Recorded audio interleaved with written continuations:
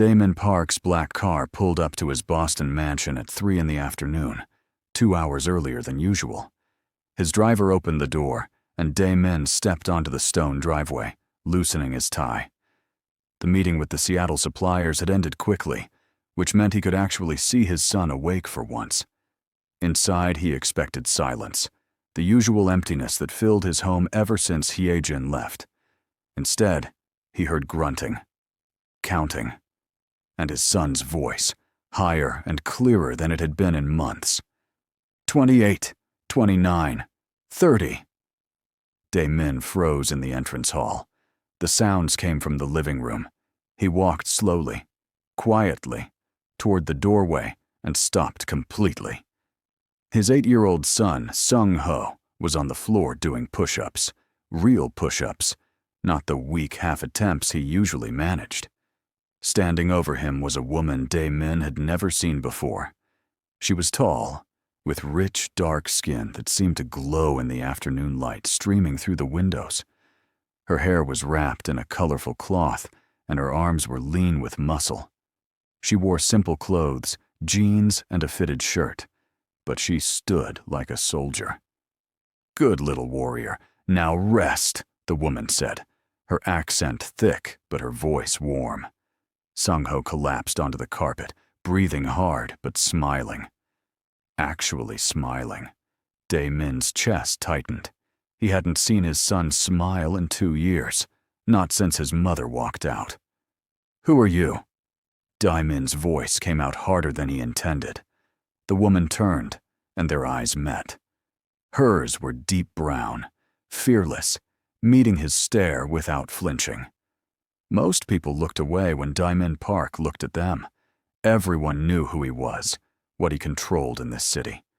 But this woman just lifted her chin slightly. "I am Ife. The agency sent me. I am your new housekeeper." "Daddy!" Sung-ho scrambled to his feet, running over. His cheeks were flushed, his eyes bright. "Ife is teaching me to be strong. Look."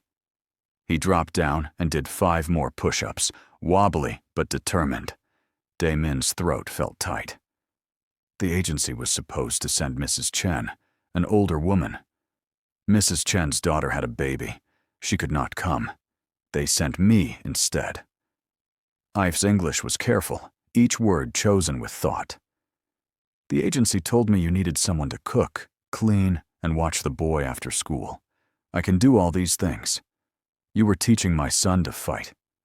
I was teaching your son to be strong. There is a difference." Ife crossed her arms. "He is a good boy, but he is sad. Sad boys need to feel powerful in their bodies. It helps the heart." Something about the way she said it, simple and true, made Daemin's anger fade. He looked at Sung-ho, still smiling, standing straighter than usual. "Where are you from?" "Rwanda. I came to America 6 months ago." "And you know how to fight?" For the first time, something flickered in her eyes. Old pain, maybe. "Everyone in my country learned to survive. I was a boxing coach before I came here. I trained boys and girls. I am very good at my job." Daemin should send her away. His world was dangerous, and having someone this noticeable in his house could cause problems. But Sung-ho was tugging on his sleeve, looking up with hope Daemin hadn't seen in forever. "Please, Daddy. Ife is nice, and she makes good food. She made me try vegetables and they didn't taste bad." Despite everything, Daemin almost smiled. "You ate vegetables." She said warriors need fuel, and she showed me a picture of this fighter from her country who eats lots of green things, and he looks so strong. Daemin looked back at Ife. She stood quietly, waiting for his decision, not begging or nervous, just waiting. "Fine, you can stay. But there are rules in this house." "I follow rules," Ife said simply. That evening, after Sung-ho went to bed, Daemin sat in his office going through papers. He heard movement in the kitchen below. It was past 10. He went downstairs and found Ife washing dishes by hand, even though they had a dishwasher. "Why are you still awake?" She didn't startle, just looked over her shoulder. I like to clean the kitchen at night. It is peaceful. You can use the machine. I know. But my hands like to be busy when I think. Min leaned against the doorframe. What do you think about? Home. Family. The life I left behind. She dried a plate slowly. About whether I made the right choice to come here. Did you? She was quiet for a moment. I do not know yet. But your son is sweet. That is a good sign. His mother left us. She took a lot of money and ran off with someone else, a business rival of mine. Sung-ho stopped talking much after that, stopped playing. The school said he was getting picked on because he was too quiet, too weak. I've turned off the water and faced him fully. In the dim kitchen light, she looked both fierce and gentle. Children are like plants. They grow toward sunlight. His mother leaving took away his son. We must help him find new light. By teaching him to fight? By teaching him he is not powerless, that his body can be strong even when his heart hurts. It is what saved me after. She stopped, pressing her lips together. After what? She shook her head. That is a story for another time. If I am still here. You'll be here, Min said, surprising himself. Sung-ho likes you. That's rare. Something passed between them then, standing in the quiet kitchen. A connection neither of them expected. If looked away first, picking up another dish. You should sleep, Mr. Park. Tomorrow I will make breakfast early, and Sung-ho and I will train before school. Call me Min. She paused, then nodded once. Min. The way she said his name, with her accent making it sound both foreign and familiar, did something strange to his chest. He left before he could think about it too much. Over the next week, Min found himself coming home earlier and earlier. He told himself it was to spend time with Sung-ho, but he knew that was only half true. He wanted to watch If work with his son. Wanted to see the way she moved, graceful and powerful, as she demonstrated punches and blocks. Wanted to hear her laugh when Sung-ho got something right. Again, she would say, patient but firm. Warriors do not give up after one try.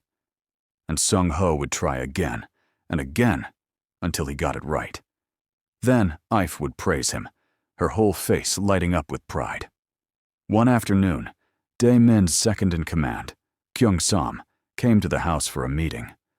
As they walked to the office, Kyung-sam glanced toward the living room, where Ife was helping Sung-ho with homework. New housekeeper? Kyung-sam asked. Yes. She's beautiful. Min's jaw tightened. She's here for Sung-ho. Kyung-sam raised an eyebrow, but said nothing else. That night, after another late kitchen encounter, where they talked for an hour about nothing important, Min lay in bed, staring at the ceiling. He was Min Park. He controlled half the underground operations in Boston. People feared him, respected him. He had built an empire from nothing after coming to America as a teenager. And somehow, a woman from Rwanda, who had been in his house for 1 week, had gotten under his skin. He heard footsteps in the hallway and knew without checking that it was Ife, probably going to check on Sung-ho one last time before she went to her room. She did that every night, made sure his blankets were right, that his water glass was full. Min got up and opened his door quietly. Ife was coming out of Sung-ho's room, and she nearly walked into him. Oh, she breathed, stepping back. They were close in the dim hallway, close enough that Min could smell whatever soap she used, something clean and simple, close enough to see the pulse beating in her throat. He talks in his sleep now, Ife whispered. Happy sounds, not nightmares anymore. You did that. We did that. A child needs a father who comes home. Who cares? You are a good father, Min.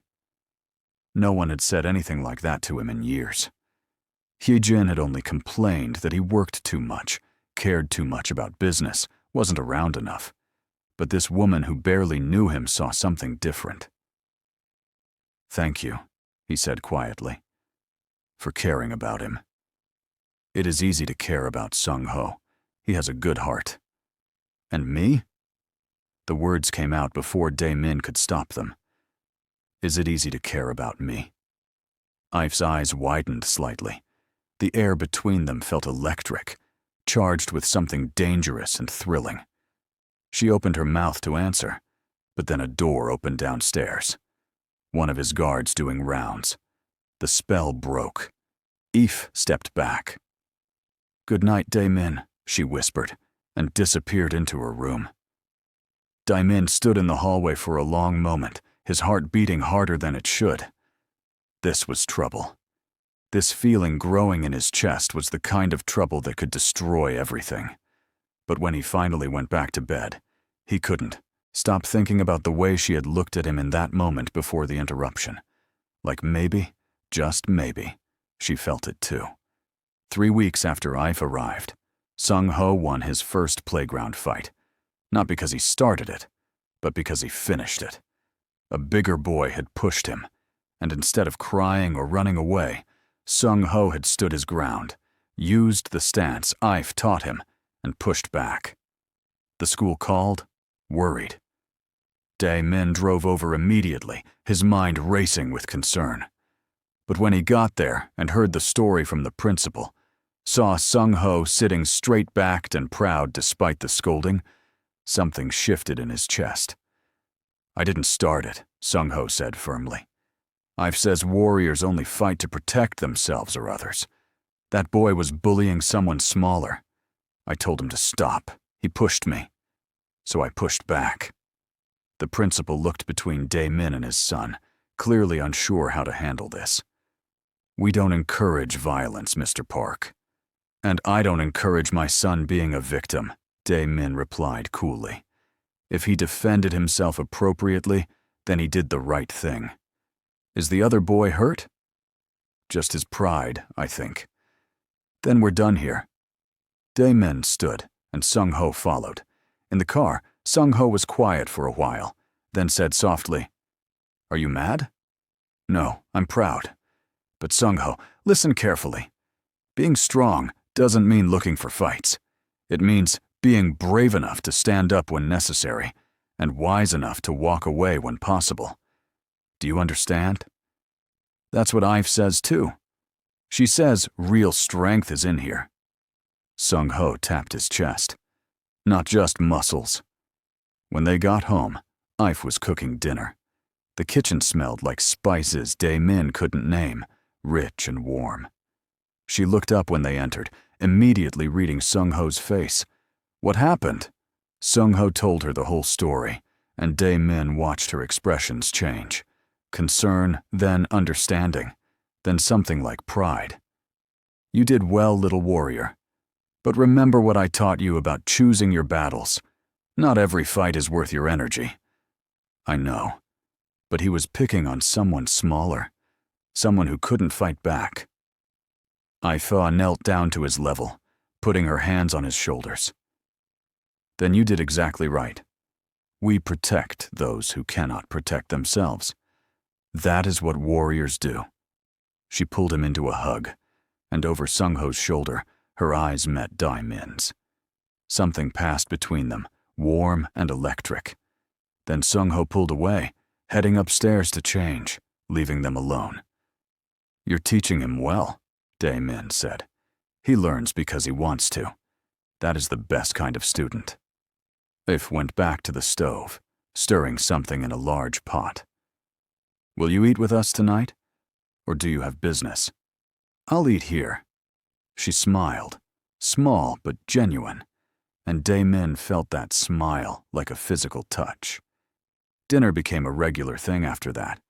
The three of them at the table, Sung-ho chattering about school, Ife listening and asking questions, Dae-min watching them both and feeling something he hadn't felt in years. Like a family. But families were complicated, and Dae-min's world even more so. Kyung-sam started making comments. The men are talking, boss. About your housekeeper. About how much time you spend at home now. Let them talk. Some are saying she's too pretty to be just a housekeeper. That maybe she's something more. Dae-min's voice went cold. Anyone who disrespects her disrespects me. Make that clear. Kyung-sam nodded slowly. You're serious about her. I'm serious about my son being happy. She makes him happy. And you? Does she make you happy? Dae-min didn't answer, but his silence said everything. That night, a storm rolled through Boston. Thunder shook the windows, and rain hammered the roof. Dae-min was in his office when he heard footsteps outside. He opened the door to find Ife in the hallway, wearing simple sleep clothes, her hair down for the first time since she'd arrived. It was longer than he'd realized, falling in thick waves past her shoulders. I was checking on Sung-ho. The thunder scared him when he was younger. I thought maybe. He's fine. He's been sleeping through storms since he was 6.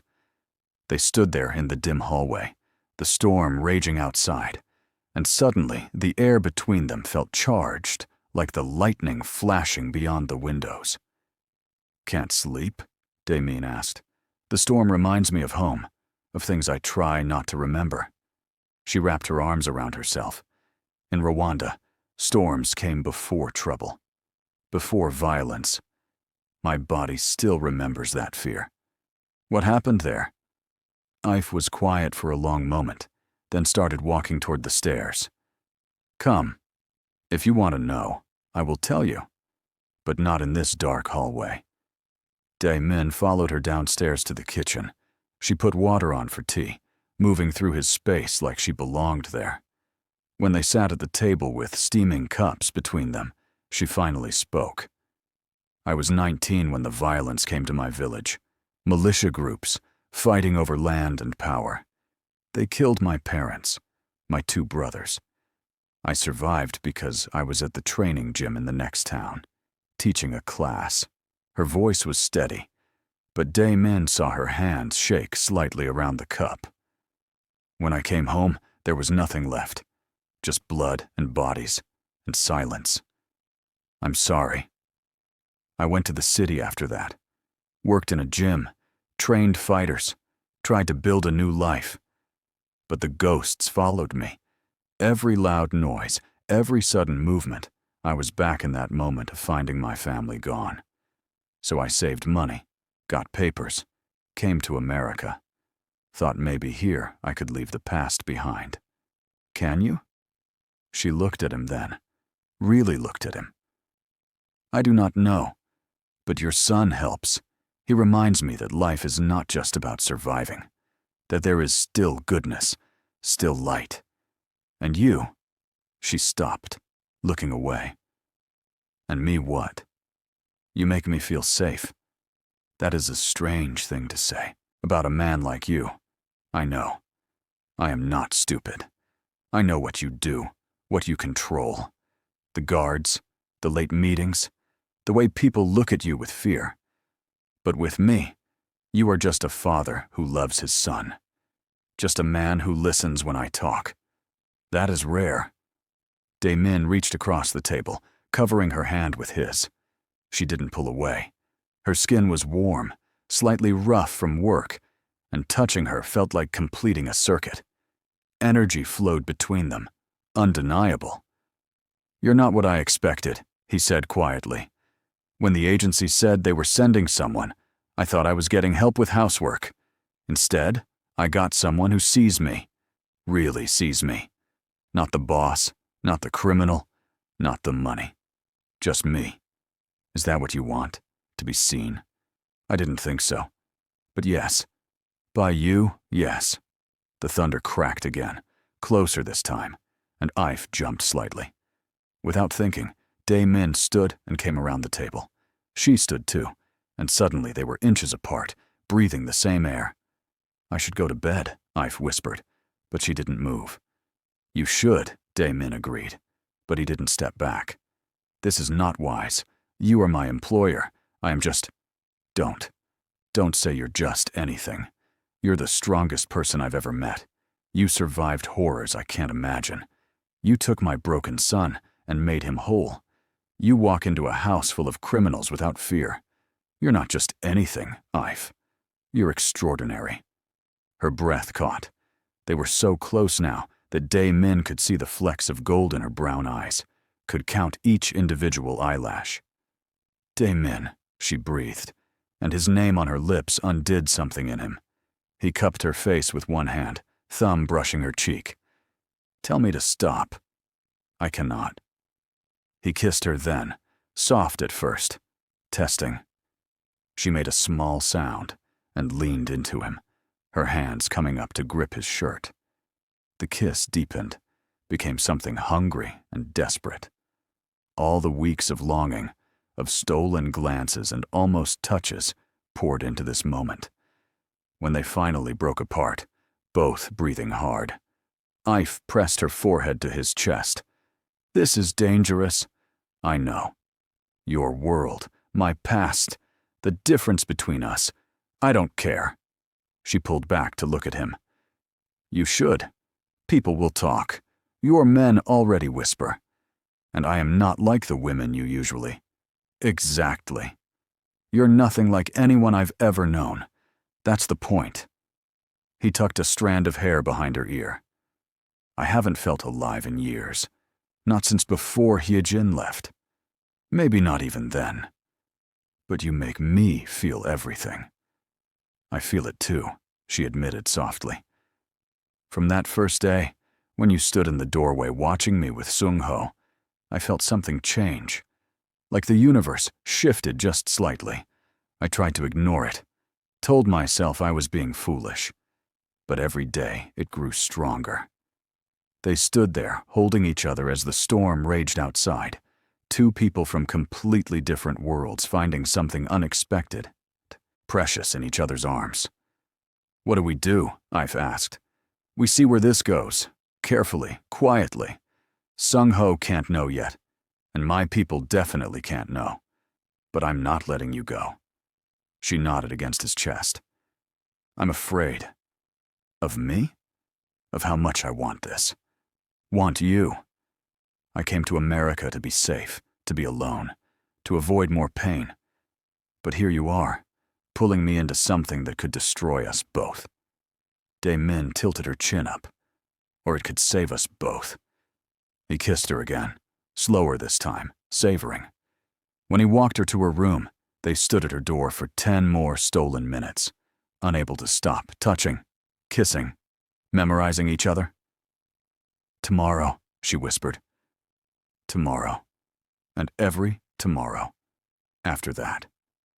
She slipped inside, and Min went back to his own room feeling like a teenager again, like the whole world had suddenly gone from gray to color.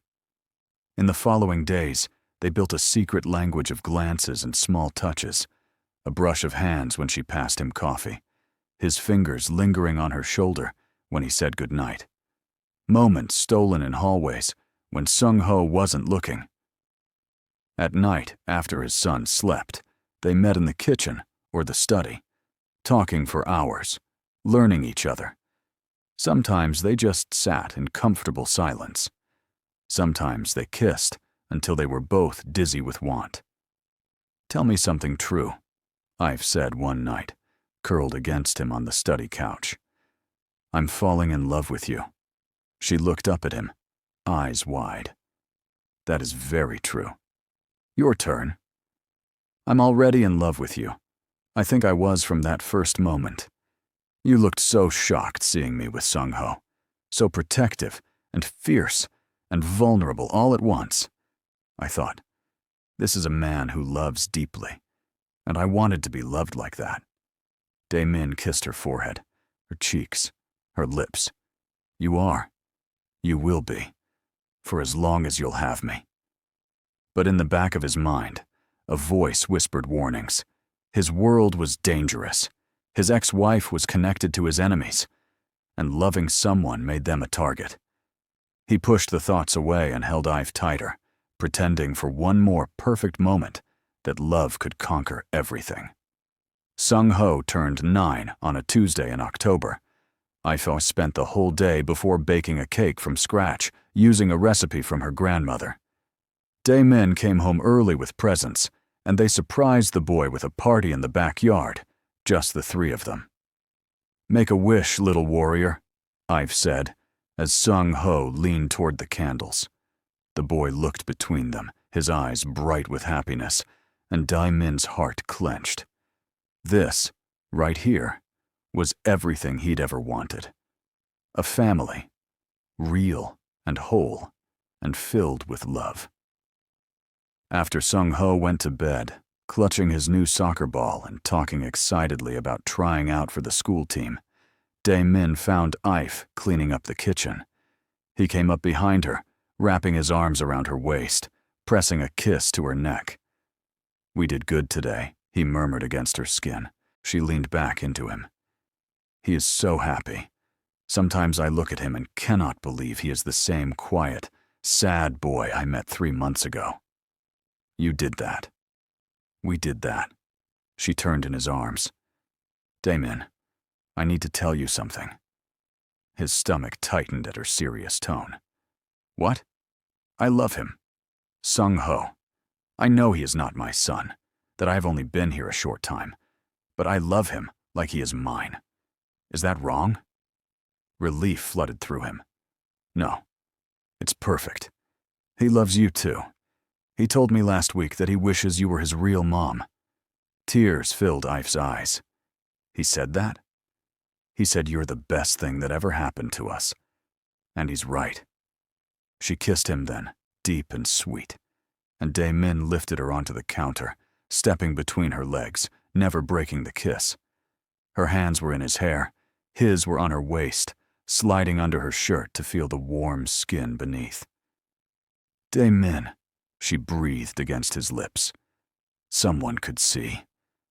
"Everyone's gone for the night. It's just us."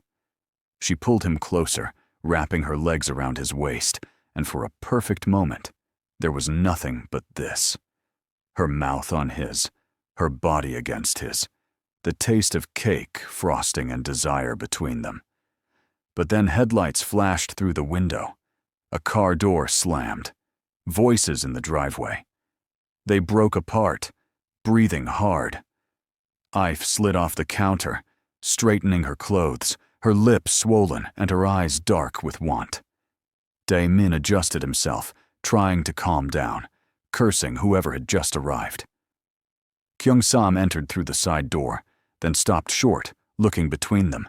His face showed nothing, but Dae-min knew his second-in-command missed nothing. "Boss, sorry to interrupt. We have a situation." Dae-min's mind snapped from desire to business. "What kind?" "The kind we need to discuss in private." Dae-min looked at Ive. She nodded, understanding, and quietly left the room. Only when her footsteps faded did Kyung-sam speak again. "Hyejin's new man, Director Choi, is making moves. He hit one of our shipments tonight. Took everything and left a message saying this is just the beginning." Anger burned through Dae-min. "Where?" "The warehouse near the harbor. 3 men injured, but they'll live. Choi wants a meeting. Says he has something you need to hear." "It's a trap." "Maybe. But he mentioned Sung-ho by name. Said something about family." Ice replaced the anger. "He threatened my son." "Not directly. But the implication was there." Dae-min's hands curled into fists. "Set up the meeting. Public place, lots of witnesses. And double the security here. No one gets near this house, especially not near Sung-ho or Ive." Kyung-sam nodded, then hesitated. "Boss, about Ive. Don't. The men are talking more. They see how you are together. Some think it's a weakness, this attachment to her. And if Choi knows about Sung-ho, he might know about her too. Then make sure she's protected, always. I want someone watching her every time she leaves this house. Already arranged." After Kyung-sam left, Dae-min stood in the empty kitchen, fear coiling in his gut. This was what he'd been afraid of, his world touching the people he loved, making them targets. He found Ive in the home gym, pounding a heavy bag with wrapped fists, working out her own stress. He watched her for a moment, seeing the power and grace in every movement, remembering that she was a survivor too, not helpless, not weak. "How bad?" she asked without stopping. "Bad enough. My ex-wife's new man is making problems. He knows about Sung-ho." Now she stopped, turning to face him. Sweat gleamed on her skin. "Will he try to hurt him?" "Not if I kill him first." She walked over, cupping his face with her wrapped hands. "Do not let anger make you stupid. That is what men like him want. They push you until you make mistakes. He threatened my son, and you will protect him, but smart, not reckless." She kissed him softly. "I'm not afraid of your world, Daemin. I survived worse. We will survive this too." Her strength steadied him. He pulled her close, not caring that she was sweaty, just needing to hold her. "I can't lose you. Either of you." "You won't. I am not easy to kill, and Sung-ho has both of us watching over him. We are a team now." That night, Daemin couldn't sleep. He walked the house, checking locks, looking in on Sung-ho, making sure everything was secure. Around 2 in the morning, he heard his door open quietly. Afro slipped inside, wearing a long sleep shirt, her hair loose. "You need to rest," she whispered. "I can't." She took his hand and led him to the bed, pulling him down beside her. "Then let me help." She kissed him, slow and deep, and Daemin felt some of the tension ease from his body. Her hands moved over him, gentle but sure, and he responded by pulling her closer, rolling so she was beneath him.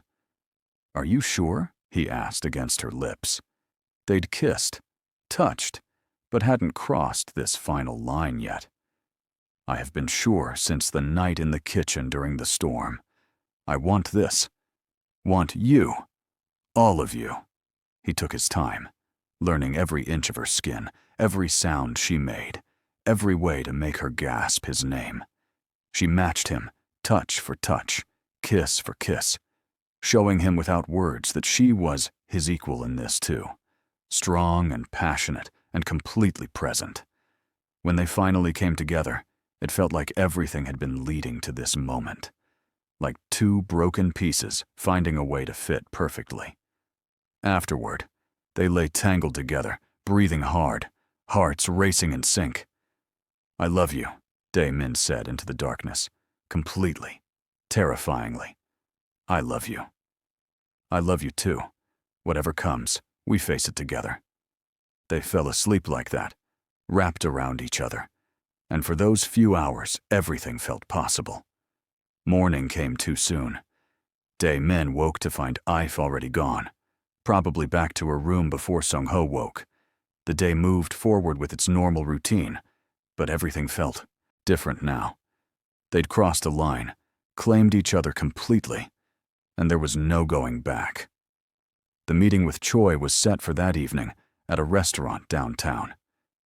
Daemin dressed carefully, strapping a knife to his ankle, a gun to his side, hidden under his suit jacket.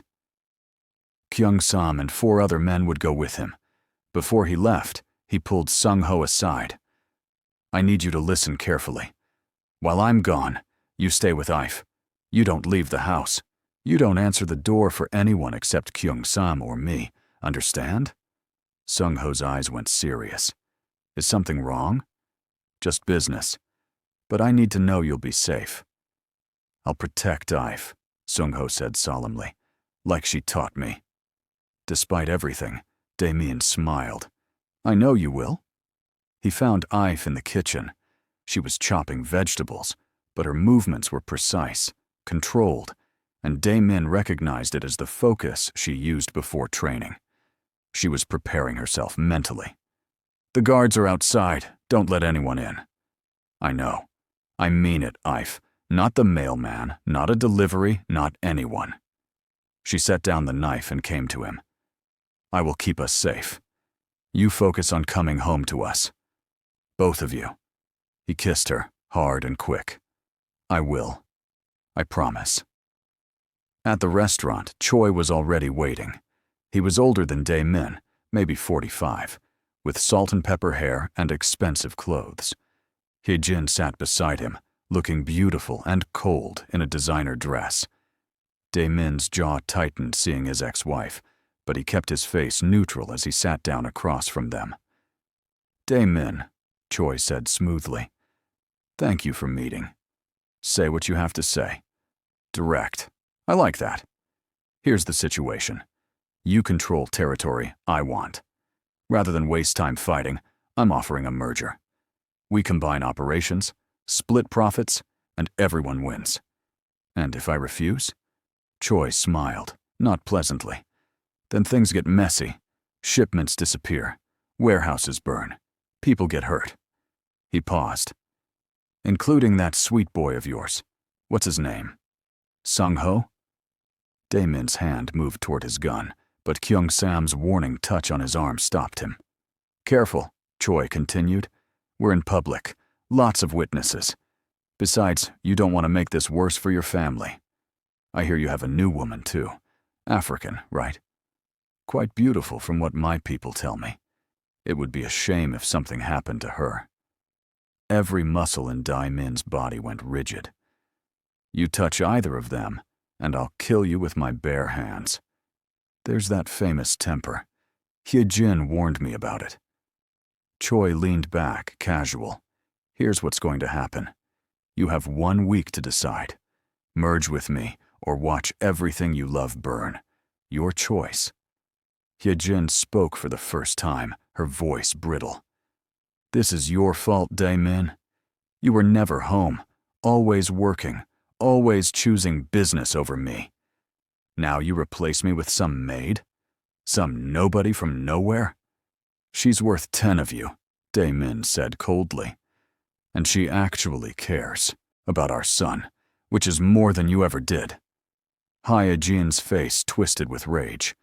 That boy was a mistake, a burden. I'm glad I left. Dae-min stood, done with this conversation. You have my answer. I don't negotiate with threats. Come after me if you want, but leave my family alone. You touch them, and there won't be a hole deep enough for you to hide in. Outside, Kyung-sam grabbed his arm. Boss, we need a plan. Choi's serious. He has the resources to make good on his threats. Then we move first. Call everyone. I want full details on Choi's operations, his people, his weaknesses. We're not waiting for him to strike. Back home, Dae-min found Uife and Sung-ho in the living room, the boy doing homework while Ife read beside him. The scene was so normal, so peaceful, it made his chest ache. Sung-ho looked up. Did your meeting go okay? It was fine, just business. But later, when Sung-ho was asleep, he told Ife everything. She listened quietly, her face growing more serious. So we are in danger. I won't let him hurt you. I know.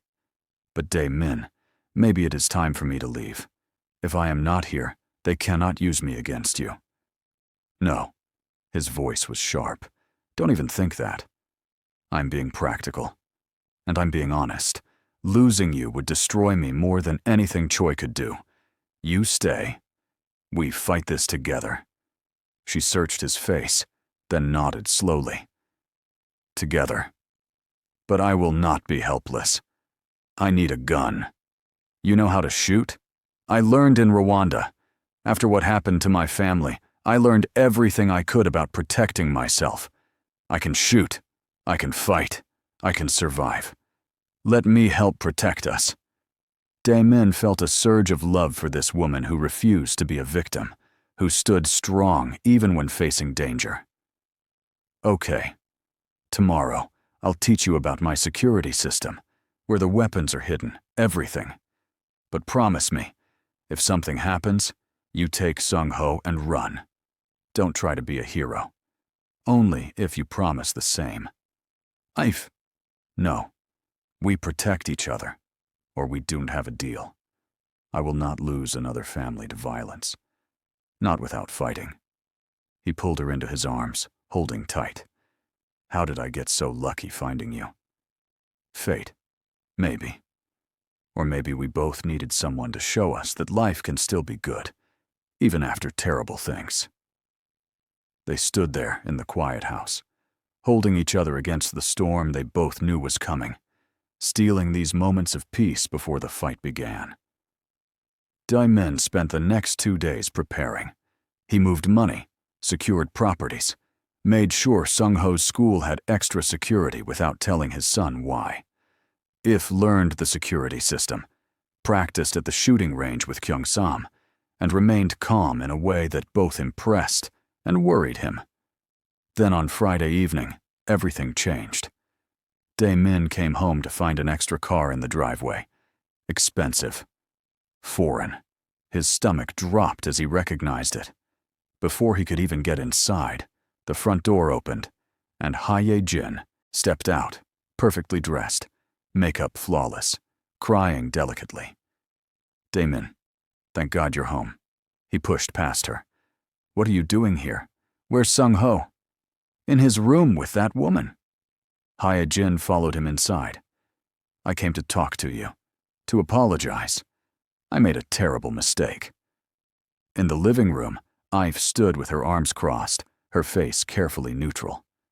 Sung-ho sat on the couch, looking confused and upset. Daddy, Mom just showed up. She says she wants to come home. Dae-min's jaw clenched. Sung-ho, go to your room. But now. The boy left reluctantly, and Dae-min turned to Hye-jin. You have 5 minutes. Talk. Hye-jin's tears flowed prettier now, like she'd practiced. Choi isn't who I thought he was. He's cruel, controlling. He hurt me, Dae-min. She pulled down her sleeve, showing a bruise on her arm. Real or makeup, he couldn't tell. I was wrong to leave you, wrong to take Sung-ho away from his home. I want to fix this. I want our family back. You walked out, took millions of my money, moved in with my enemy. And now you want to come back? I was confused, angry. You worked all the time, never paid attention to me. I felt alone. But I realize now that you're still the best man I know. Still the father Sung-ho needs. Her eyes flicked to Ive. You can send her away. We can be a real family again. Ive's expression didn't change, but Dae-min saw her hands tighten into fists. I don't believe you, he said flatly. I know I hurt you. But think about Sung-ho. He deserves his mother. And you deserve a wife who understands your world, who comes from the same culture, not some random woman you barely know. If is not random, and she's been more of a mother to Sung-ho in 3 months than you were in 8 years. Hye-jin's mask slipped for just a second, showing real anger. Then it was back, fragile and pleading. Please, give me a chance to make this right. Let me stay, just for a few days. Let me prove I've changed. No. Think about Sung-ho. He needs his real mother. He needs people who actually love him. You need to leave. But Sung-ho had been listening from the stairs. Wait. Mom, do you really want to stay? Do you really miss us? Hye-jin turned to him, arms open. Of course, baby. I miss you so much. I think about you every day. Sung-ho looked at his father, confusion and hope warring on his young face. Dad? Dae-min felt trapped. He knew Hye-jin was lying, knew this was somehow connected to Choi's threats. But how could he refuse without explaining things his son shouldn't hear? She can stay in the guest house, he said finally. Not the main house. For 3 days. That's it. Hye-jin smiled, victorious. Thank you. You won't regret this. After she left for the guest house, Ive spoke for the first time. You are making a mistake. I know. But I can't break Sung-ho's heart by throwing his mother out. Not without proof of what she's really doing here. Then I will find proof. Ive's voice was hard. I will not let that woman destroy what we have built. She walked upstairs, and Dae-min wanted to follow, to explain, but Sung-ho needed him too. The boy had questions, confusion, hope that his family might be whole again. That night, Dae-min tried to go to Ife's room, but her door was locked. He knocked softly. "Ife, please. Let me in. Not tonight. Tonight I need to think." His chest hurt. "I love you. That hasn't changed." Silence, then softly. "I know. But love is not always enough, is it?" The next morning, Hye-jin was in the kitchen making breakfast when Dae-min came down. She wore one of her old dresses, the ones she knew he used to like, and his favorite perfume filled the air. "I made your usual," she said brightly. "Coffee, eggs, toast, with that raspberry jam you love." Ife came in, assessed the situation, and calmly started making Sung-ho's breakfast instead. The tension in the room was thick enough to cut. Hye-jin watched Ife move around the kitchen. "You know, I've been thinking. If you want to take a few days off, I can handle things here. You must be tired from working so much." "I'm not tired," Ife said evenly. "Still, it must be hard being so far from home. Don't you miss Africa? Maybe you should visit your family." "My family is dead." The bluntness of it made even Hye-jin pause, but only for a moment. "I'm sorry. But surely you have friends there, a life to get back to?" "My life is here now, as a maid, as a woman who cares for a child who needed caring, something you did not do." Hye-jin's smile turned cold. "Careful. You forget your place." "I know exactly what my place is. Do you?" Dae-min stepped between them. "Enough. Hye-jin, eat your breakfast somewhere else. If, can we talk?" In his office, with the door closed, he tried to take her hands, but she stepped back. "Don't. Not while she is here. It will only make things harder." "Make what harder?" "Choosing. Because that is what you will have to do, Dae-min. Choose between me and the mother of your child, between what your heart wants and what your son needs. I've already chosen. I choose you. Have you? Because from where I stand, you let her back into this house, into our space. You let her cook for you, talk to you, pretend like the past 2 years never happened. For Sung-ho, only for him. I understand that. I do. But it does not hurt any less watching you give her chances you should not give." Ife's voice cracked slightly. "I came from nothing, Dae-min. I have nothing to offer except my heart and my strength. She has history with you, a child with you, the same culture. How do I compete with that?" "You don't have to compete. There's no contest. She's Sung-ho's mother, nothing more. You're the woman I love." "Then tell her that. Make it clear. Because right now, she thinks she can win you back, and Sung-ho thinks maybe his family can be whole again. And I am the outsider who does not belong." Before Dae-min could respond, Kyung-sam knocked urgently. "Boss, we have a problem." The problem was another attack, this time on one of Dae-min's legitimate businesses, a restaurant in the city. Burned to the ground in the middle of the night. No one hurt, but the message was clear. Choi was escalating. Dae-min had to leave immediately. He kissed Ife quickly. "We'll finish this tonight. I promise." But that night, when he finally got home exhausted and covered in smoke smell, he found Hye-jin had cooked a full dinner. Sung-ho sat at the table laughing at something she said, and for a moment, Dae-min saw what his son wanted. A complete family. Mother, father, child. If was nowhere to be seen. He found her later in the gym, punching the bag so hard her knuckles were bleeding through the wraps. She didn't stop when he entered. "Come here," he said gently. "No, I need to hit something." "Then hit me.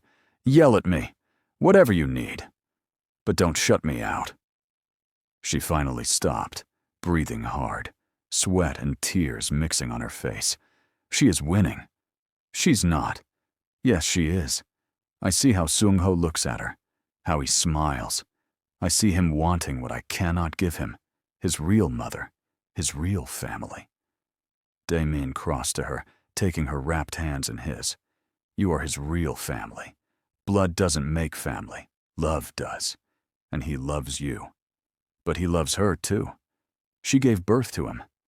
That bond, I cannot compete with it. So don't. Be yourself.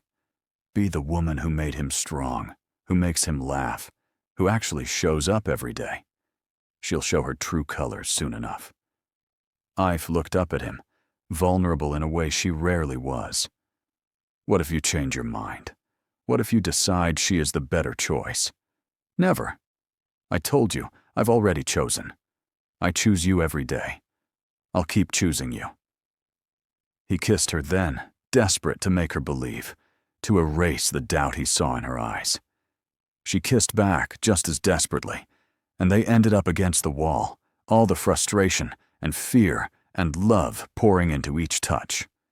Later, tangled together on the gym mat, Ife whispered, 3 days. You said 3 days. 2 more, then she leaves. And if Sung-ho begs her to stay, then I explain why she can't, as much as I can without scaring him. But Dae-min underestimated Hye-jin's determination. Over the next 2 days, she was perfect. Sweet to Sung-ho, respectful to Dae-min, and subtly cruel to Ife in ways only another woman would notice.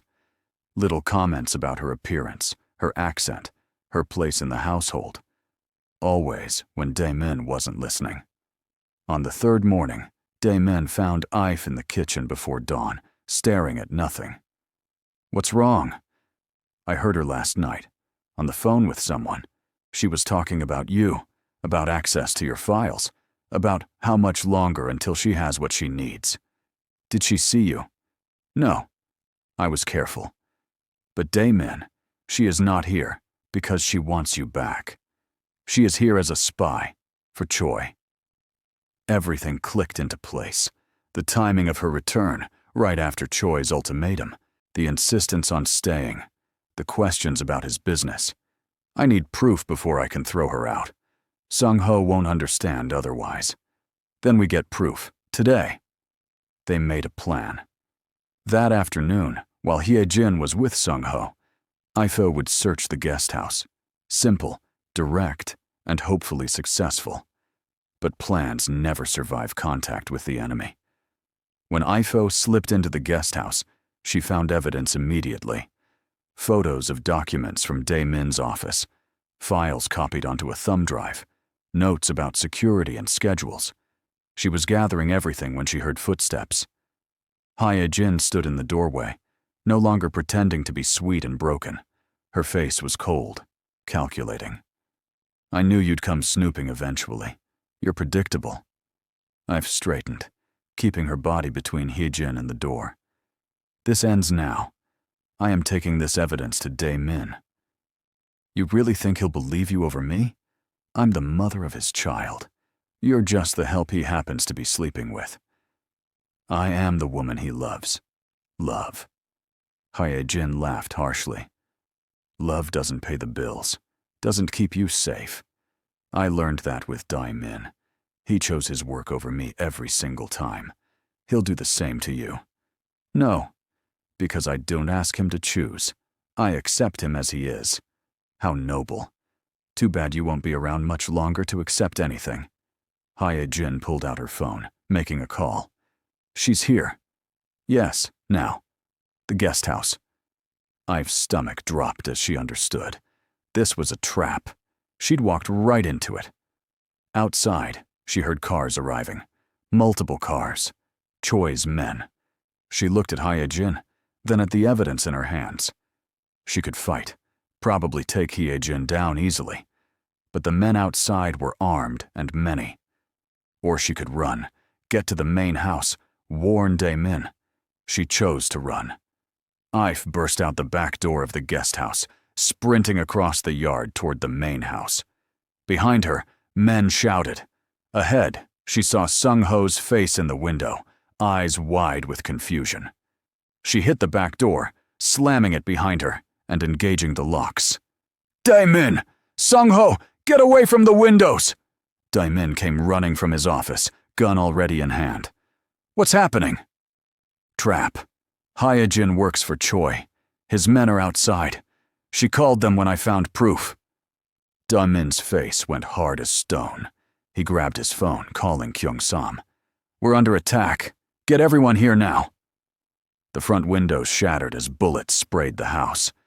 Dae-min grabbed Sung-ho, pulling him down. I've had her own gun out, the one Dae-min gave her days ago. Basement, Dae-min ordered. Safe room, both of you. Now. I am not leaving you, Ifo said. If, please. Take my son somewhere safe. That's all I need from you right now. She wanted to argue, but Sung-ho was crying, terrified. She nodded once, grabbed the boy, and ran for the basement as more gunfire erupted above them. In the safe room, a reinforced space Dae-min had built years ago, If held Sung-ho close while he shook. Is Dad going to die? He whispered. No. Your father is very strong, and help is coming. Is this because of Mom? Ifo hesitated, then decided he deserved truth. Yes. She did not come back because she loves you. She came back to hurt your father. Sung-ho cried harder. Why? Why would she do that? Because some people choose power over love, but we will not. We fight for the people we love. Above them, the battle raged. If could hear gunfire, shouting, breaking glass. Every sound made her want to run back up, to fight beside Dae-min, but Sung-ho needed her here. After what felt like hours, but was probably 20 minutes, the sounds stopped. Footsteps on the stairs. Ifo raised her gun, putting herself between Sung-ho and the door. Ifo, it's me. It's safe. Dae-min's voice. She lowered the gun, unlocking the door. He stood there, blood on his shirt, but alive. Behind him, Kyung-sam and their men secured the house. Choi's men are dead or captured. Hyejin tried to run. Kyung-sam stopped her. Sung-ho ran to his father, and Dae-min held him tight. Over his son's head, his eyes met Ife's, and she saw everything in that look. Relief. Love. Gratitude. They'd survived. Together. But as sirens approached in the distance, Ife knew this was only the beginning. Choi was still out there, still dangerous. And now he knew exactly how much Dae-min had to lose. Hope you're enjoying this story so far. Don't forget to subscribe so you never miss an upload. Drop a comment telling us where you're watching from, and hit that like button if you want to see what happens next. The police took 3 hours to process the scene.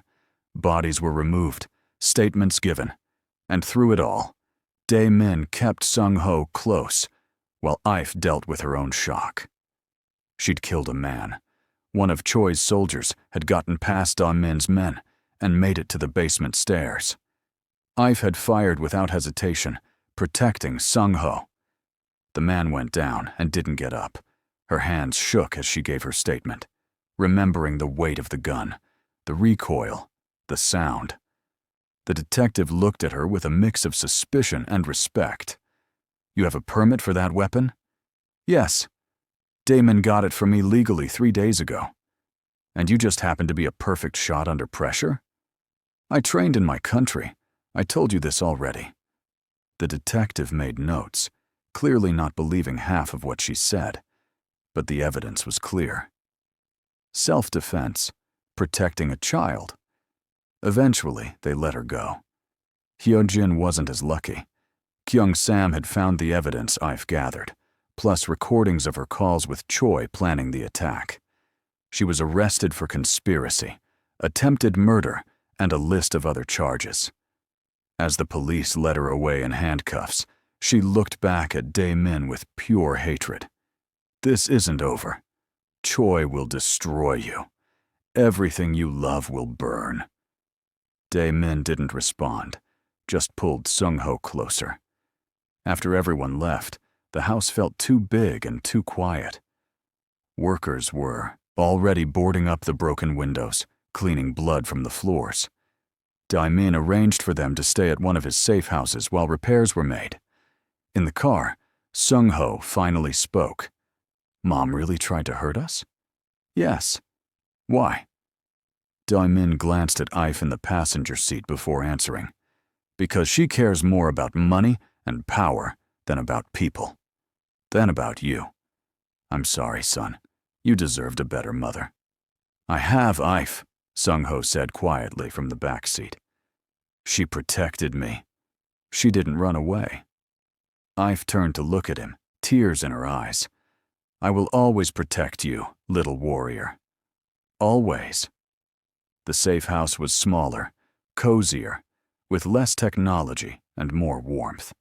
It sat in the suburbs, looking like any normal family home. Neighbors wouldn't know a crime boss owned it. That first night, none of them could sleep. Dae-min sat in the living room with a drink he didn't touch. Ife made tea she didn't drink. And Sung-ho eventually fell asleep on the couch between them, worn out from fear and tears. I almost lost you both today, Dae-min said softly. When I heard gunfire near the basement, when I couldn't get to you, I thought, we are here. We are safe. Because you protected him. Because you're brave and strong and... His voice broke. I don't deserve you. Ife moved closer, taking his hand. We deserve each other. Two people who survived terrible things and found something good together. That is enough. Is it? After today, after you saw what my life really means, do you still want this? Do not insult me by asking that. I knew what your life was before today. I chose you anyway. One attack does not change my heart. Dae-min pulled her close, and they sat like that for a long time, watching Sung-ho sleep, both of them too shaken to move. Over the next week, the investigation continued. Police discovered that Choi had been planning this for months, using Hye-jin as a spy from the beginning. Her tears, her apologies, her return, all carefully staged to get close to Dae-min again. She never loved me, Dae-min said one night, reading the reports Kyung-sam brought. Even when we first married, she was looking for money and status. I was just a means to an end. Some people are like that, Ife said, cooking dinner in the safe house kitchen. They see others as tools, not people. But you are not like that. You love deeply. It is a strength, not a weakness. It almost got you killed. But it did not. We are still here. Sung-ho struggled the most. He had nightmares, waking up screaming about his mother and guns and blood. Ife would go to him, holding him until he calmed, singing soft songs in her language that he didn't understand, but found comforting anyway. Why did Mom stop loving me? He asked one night, tears streaming down his face. If chose her words carefully. Your mother has a sickness inside her heart, not a sickness doctors can fix, but one that makes her unable to love the way she should. It is not your fault. You are a wonderful, brave, strong boy. Anyone would be lucky to love you. Do you love me? With my whole heart, little warrior. Like a real mom, she cupped his face gently. I may not have given birth to you, but you are my son in every way that matters. I love you like a real mom. I will always love you like that. He threw his arms around her, crying into her shoulder, and Ife held him tight, her own tears falling into his hair. Meanwhile, the hunt for Choi intensified. He'd disappeared after the failed attack, going underground with his remaining loyal men. But Dae-min had resources too. He called in favors, activated contacts, and slowly tightened the net. He's still in the city, Kyung-sam reported. Too proud to run far. He wants to finish this. Good. So do I. But Ife grabbed Dae-min's arm before he could leave for another meeting. Do not let revenge make you stupid. That is what he wants. You charge in angry, you make mistakes. I'm not being stupid. I'm being thorough. You are being a man whose family was attacked. I understand that anger. I felt it too when my family died. But Dae-min, we survived. We are together. Do not throw that away for pride. He pulled her close, breathing in her scent, letting her steady him. What would I do without you? Probably something reckless and heroic and stupid. Good thing you have me to keep you smart. Despite the tension, they found moments of normalcy. Dinner together, helping Sung-ho with homework, movie nights where they all piled on the couch. The safe house became more than temporary shelter. It became home. One evening, Sung-ho asked, "Can we stay here, even after the other house is fixed?" "Why?" Dae-min asked. "Because here feels like a family. The big house always felt cold and empty. But here, with all of us close together, it feels right." Dae-min looked at Ife, who smiled softly. He has a point. I'll think about it.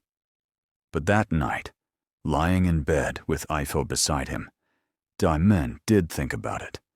About leaving behind the mansion with all its memories of Hye-jin, of loneliness, of the life he'd built through crime. About starting fresh, somewhere normal, building something clean with the woman he loved and the son who deserved better. "I'm going to do it," he said into the darkness. "Do what?" "Leave the business, all of it. Kyung-sam can take over the operations. I'll keep the legitimate companies. We'll move somewhere new, start over." Ife turned to face him. "You would do that? For you? For Sung-ho?" "Yes. I've been thinking about it since before the attack. This life, it's no good for a family. I want better for us." "What about Choi?" "I'll deal with him first. Clean up this mess. Then we're done." She kissed him, soft and sweet.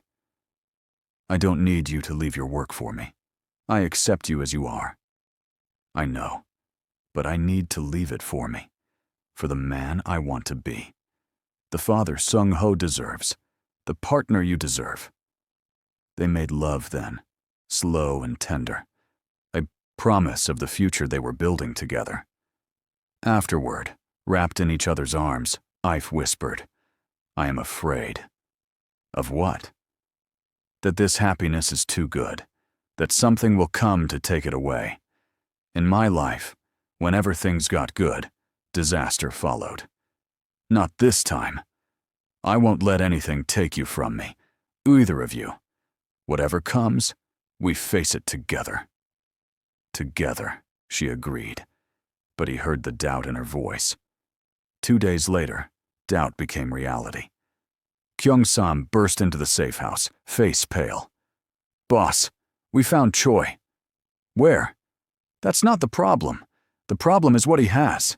He's threatening to release information about your operations to the FBI. Names, dates, evidence of every crime you've committed in the last 10 years, unless you give him control of everything." Dae-min's blood went cold. "He's bluffing." "I don't think so. He showed me samples, real documents, real evidence. If that goes public, you'll spend the rest of your life in prison." If appeared in the doorway. What does he want? Everything. The business, the money, the territory. And he wants Dae-min to disappear. Leave the city, leave the life, and never come back. "That's exile," Dae-min said. "He wants to take everything I've built. Or he destroys you completely. Those are the options." Dae-min paced, mind racing. If Choi had real evidence, the FBI would move fast. He'd be arrested, tried, convicted. Sung-ho would grow up with a father in prison. If would be left alone, maybe even implicated if they dug deep enough. There has to be another way. "There is," Kyung-sam said quietly. "We could kill him. Quietly. No witnesses. But his evidence is on a dead man's switch. If he doesn't check in every 12 hours, it automatically sends to law enforcement. So we're trapped. Unless we give him what he wants," Ive spoke up, "or unless we make a deal of our own." Both men looked at her. She stepped forward, mind clearly working through something. "The FBI wants Choi too, yes? He is a criminal, a bad man. What if we give them both? Dae-min's information for immunity and evidence against Choi. The FBI doesn't make deals with people like me, Dae-min said. They do if you have something big enough. Choi has been operating longer, has more connections, is more dangerous. You are small compared to him. Offer them the bigger fish.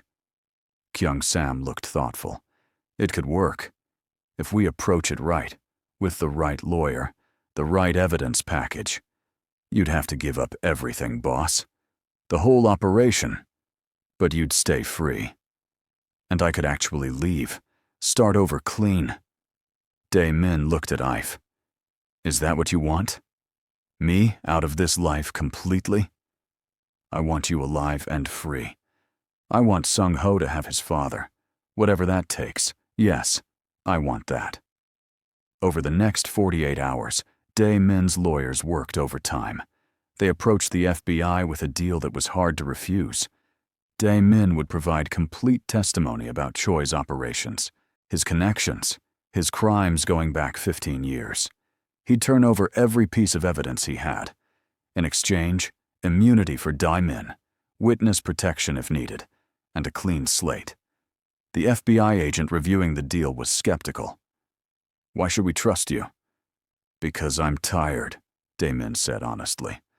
Tired of looking over my shoulder. Tired of putting my family in danger. Tired of being someone I'm not proud of. You get Choi, I get my life back. Everyone wins. Except Choi. Exactly. The agent studied him, then the evidence, then nodded slowly. We'll agree, but you testify fully. No holding back. And you're out of the business permanently. Any hint that you're back in, and the deal is void. Done. That night, Dae-min came home to the safe house to find Ife and Sung-ho watching a movie, curled up together on the couch. They looked up when he entered, and he saw hope and fear mixed in both their faces. It's done.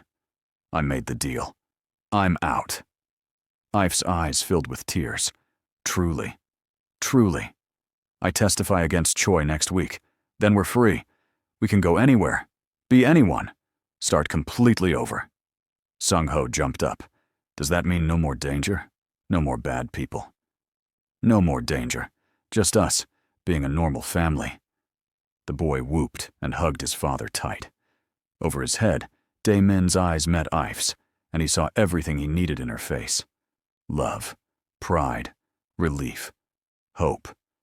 Where will we go? She asked. Wherever you want. Pick a place, any place, and we'll go there. New city, new names if you want. New everything. I want somewhere with trees, with quiet, where Sung-ho can play outside without fear, and we can just be together. Then that's what we'll find. That night, after Sung-ho went to bed, Dae-min and Ife sat on the porch of the safe house, holding hands, looking at the stars. Are you scared? She asked. Terrified. I've been Dae-min Park, crime boss, for 15 years. I don't know how to be anyone else. You know how to be a father, a good man, that is enough. And a partner? A husband, maybe? She turned to look at him, eyes wide. What are you saying?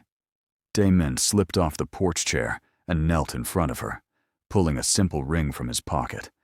Not the flashy diamond he would have bought a month ago, but a simple silver band with a small blue stone. I'm saying I love you. I'm saying you saved my son and saved me. I'm saying I want to spend the rest of my life showing you how much you mean to me. Will you marry me? Tears streamed down her face. You are sure? You want to marry a refugee with nothing? A woman who is the strongest, bravest, most beautiful person I've ever known. Yes, I'm sure. I've never been more sure of anything. Then yes. Yes, I will marry you. He slipped the ring on her finger and kissed her, deep and sweet and full of promise. When they broke apart, both were crying and laughing at the same time. When? She asked. After we deal with Choi. After we're truly free. Then we'll do it right, with Sung-ho standing beside us, starting our new life together. They went inside and made love with new urgency, claiming each other completely, promising with their bodies what their words couldn't fully express. This was forever. This was real. This was worth fighting for. But in the back of Dae-min's mind, a small voice whispered warnings. Choi wouldn't go down easily. The FBI deal could fall apart. Their new life could be snatched away before it really began. He pushed the thoughts aside and held Ife tighter, choosing to believe in happy endings for just this one night. Tomorrow would bring its own problems. Tonight, he had everything he needed, right here in his arms. The FBI moved quickly once they had Daemin's testimony. Within 3 days, they had enough to arrest Choi. But when they raided his properties, Choi was gone. Vanished like smoke. And he'd taken one more shot before disappearing. He'd sent a message to every news outlet in the city. Photos of Dae-min at known criminal meetings. Documents with his signature. Proof of his activities. The story exploded across Boston. Local crime boss turned informant to save his own skin. Your immunity deal protects you legally, the FBI agent explained, but not socially. People know now. Your neighbors, your son's school, everyone. Dae-min stood in the safe house living room, watching the news coverage, feeling his new life crumble before it started. His phone rang constantly. Death threats. Angry former associates calling him a traitor. Media wanting interviews. Ife held Sung-ho close as the boy cried. Everyone at school saw the news. They're saying terrible things about Dad. Saying he's a criminal. A bad man. Your father did what he had to do to keep us safe, Ife said firmly. That makes him brave, not bad. But the damage was done. They couldn't stay in Boston. Couldn't stay anywhere near here. The FBI recommended witness protection, new identities, complete erasure of their old lives. We'd have to split up, the agent said. Different cities, different names. It's the only way to guarantee safety. No, Dae-min said immediately. We stay together. Mr. Park, Choi is still out there. He's angry and humiliated. He'll come after you and anyone connected to you. Your son, your fiancé. They're targets now. I said no. We stay together, or we don't go. The agent sighed. Then you're on your own. We can't protect you if you won't follow protocol. After he left, Ife took charge. We leave tonight. Pack only what we need, and we go somewhere new. Start over on our own terms. Where? Does it matter? Anywhere but here. We drive until we find somewhere that feels right. They packed in an hour. Clothes, documents, cash.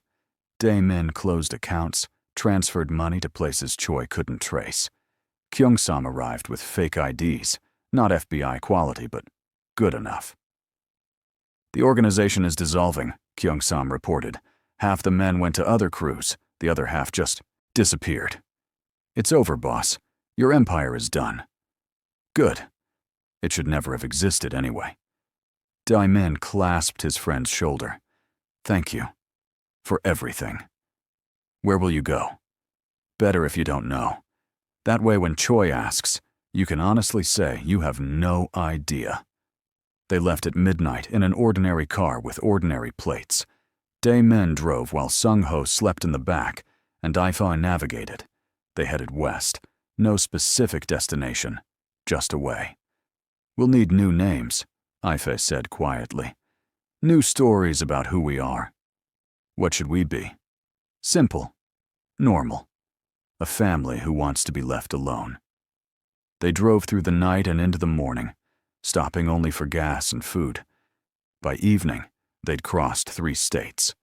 Sung-ho woke up confused, asking where they were. Somewhere new, Dae-min said. An adventure. Are we running away? We're running towards something better. But better proved hard to find. Every motel felt exposed. Every stranger looked like a threat. Dae-min slept with a gun under his pillow and jumped at every sound. Ife remained calm on the surface, but he saw the tension in her shoulders, the way her eyes constantly scanned their surroundings. After 2 weeks of driving, they ended up in a small town in Colorado. Mountains surrounded them, pine trees everywhere, the air clean and cold. It felt isolated enough to be safe, populated enough to blend in. "Here?" Ifei asked. Daemin looked around, saw a town where nobody would know them, where Sung-ho could start fresh. "Here." They rented a small house on the edge of town, furnished simply, used the fake names on the lease, introduced themselves to neighbors as a family relocating for work. Nobody asked many questions. Sung-ho enrolled in school as David Park, close enough to his real name not to confuse him. Ife became Zara, and Daemin became Daniel. New people, new lives. But the past wasn't done with them. One morning, Daemin went to the local hardware store for supplies. When he came back, the house was empty. Ife's phone sat on the kitchen counter. Sung-ho's backpack lay in the hallway. Signs of a struggle, a knocked-over chair, a broken vase, and a note on the table. "I found you." Daemin's blood turned to ice. He called Kyung-sam immediately. "He has them. Choi has Ife and Sung-ho." "How did he find you?" "I don't know, and I don't care. I need to get them back." "Boss, wait. If you go charging in, he'll kill them. We need a plan." "Then make one fast, because I'm going after my family whether I have help or not." Over the next hour, Kyung-sam worked his contacts. Choi hadn't hidden, he'd set a trap. He wanted Daemin to find him, wanted the confrontation. He'd taken Ife and Sung-ho to an abandoned factory outside Detroit, about 6 hours away. "He's got maybe 10 men with him," Kyung-sam reported, "and he's making demands. You come alone, unarmed, and he'll trade them for you. You don't show in 24 hours, he starts hurting them." Daemin felt rage unlike anything he'd ever known. "Get everyone still loyal, every man who ever owed me a favor. We're going in heavy." "That's not what I don't care what he wants. He took my family. I'm taking them back, and then I'm ending this forever." Kyung-sam arrived in Colorado with 8 men, all heavily armed. They drove through the night, planning the assault. It wasn't elegant or clever. It was just overwhelming force. "We hit them from 3 sides at once," Daemin explained. "Kyung-sam takes the east entrance. I take the west. The rest spread out covering exits. We move fast, hit hard, get them out." "What about hostages?" one man asked. "Choi might use them as shields." "Then we shoot through him if we have to. Nothing stops us from getting them back. Nothing." They arrived at the factory as the sun set, turning the sky blood red. The building was massive, old, full of shadows and hiding places. Perfect for an ambush. Daemin checked his gun one final time, thought about Ife's face, Sung-ho's laugh, everything he had to lose. Then he gave the signal. They moved in fast, and chaos erupted. Gunfire echoed through the factory, men shouting, glass breaking. Daemin fought like a man possessed, taking down anyone who got in his way. He'd spent years building a reputation as someone you didn't cross. Tonight, he reminded everyone why. He found them on the 2nd floor, tied to chairs in an old office. Sung-ho had a bruise on his face, and rage exploded through Daemin. But it was Ife who worried him more.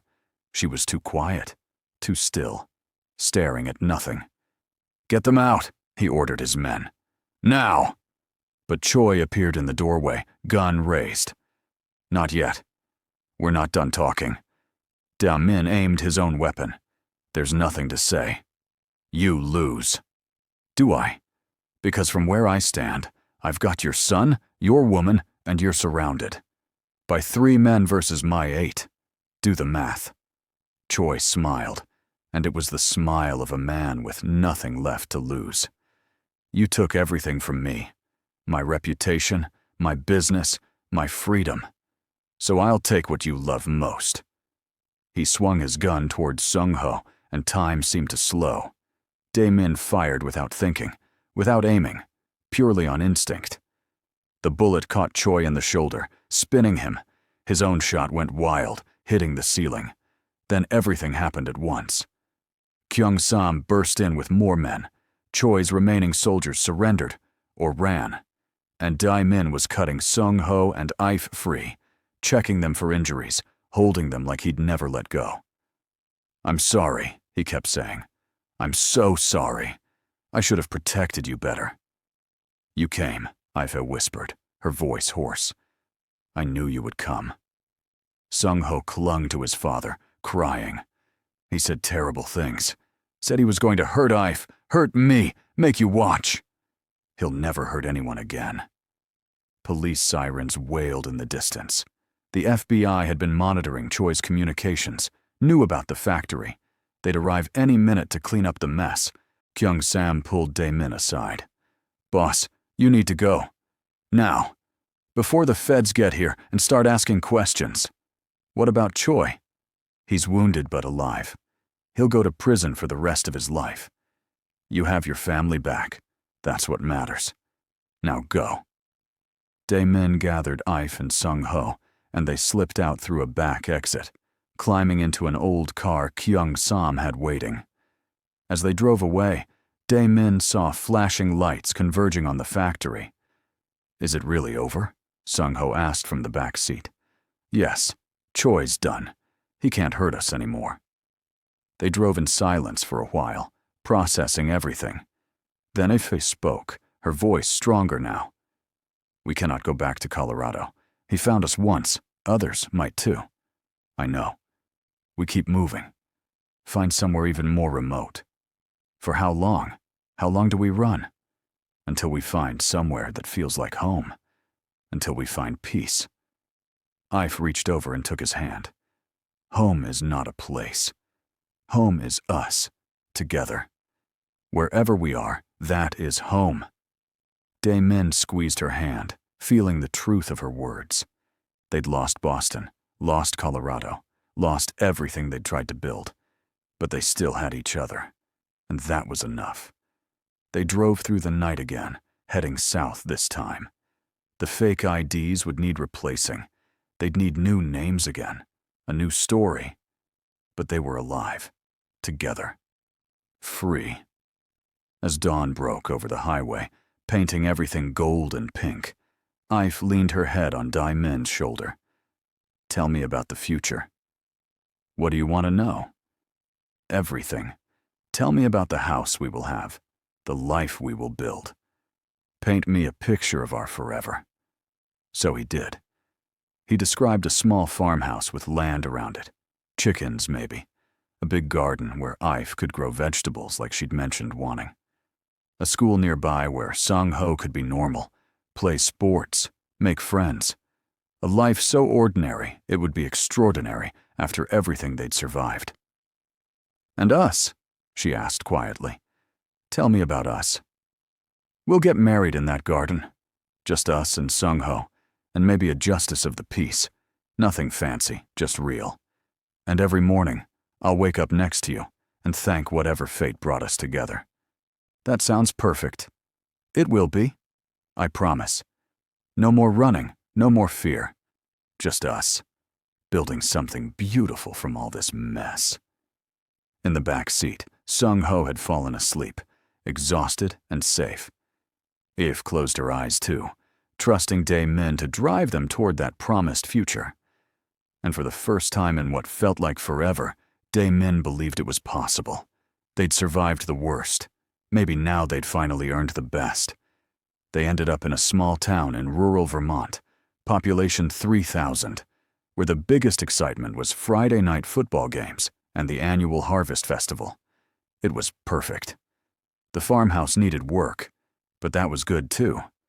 Gave them something to focus on, something to build together. Dae-min, who'd never held a hammer in his life, learned to fix broken porches and leaky roofs. I've planted gardens, teaching Sung-ho about vegetables and patience. They became the family at the edge of town, friendly but private, and nobody pushed for more information than they wanted to share. Sung-ho enrolled in school as Matthew Davis, and within a month, he'd made friends, joined the soccer team, became just another kid. The shadows left his eyes. The fear disappeared. He laughed easily again, like he'd done when I first started training him back in Boston. "He's healing," Ifu said one night, watching him play in the yard with the neighbor's dog. "We all are," Dae-min replied. Life settled into rhythms they'd never experienced. Grocery shopping on Saturdays, church on Sundays because Euf wanted to, weekly dinners with neighbors who thought they were normal. It was boring and beautiful, and everything Dae-min had never known he wanted. But 3 months in, complications arose from an unexpected source. Dae-min's mother, Sun-hee, called. She'd tracked him down through old contacts, worried sick because her son had vanished, and she'd heard rumors about FBI deals in exile. "You just disappeared," she said in Korean, her voice sharp with hurt and relief. "I thought you were dead." "I'm sorry, Mother. I couldn't risk contact. It wasn't safe." "And now? Is it safe now?" "Safer. Choi's in prison. My old life is done. We're starting over." "We? You have a woman?" Her tone changed, became suspicious. "Who is she? Korean?" Dae-min hesitated. "She's from Rwanda. She's been taking care of Sung-ho and we're engaged." Silence on the line, long and cold. Then, "You're marrying a foreigner? An African woman?" "Dae-min, what are you thinking?" "I'm thinking I love her. That she saved my son and saved me. That she's the best thing that ever happened to our family." "Your family is Korean. Your ancestors would be ashamed." "My ancestors aren't raising Sung-ho. Af is. And she's doing a better job than anyone else ever did, including Hae-jin. That woman was a mistake from the start. I told you not to marry her. And now I'm telling you I'm marrying If. You can accept it or not, but it's happening either way." More silence. Then, "I want to meet her, and my grandson. I'm coming to visit." Dae-min's stomach dropped. "Mother, give me the address. I'll be there next week." She hung up before he could argue, and Dae-min stood holding the phone, dreading the conversation he now had to have with If. He found her in the garden, harvesting tomatoes. She looked up when he approached, read his face immediately. "What's wrong?" "My mother knows where we are. She's coming to visit." If's hand stilled. "When?" "Next week." "And If, she's traditional. Very traditional.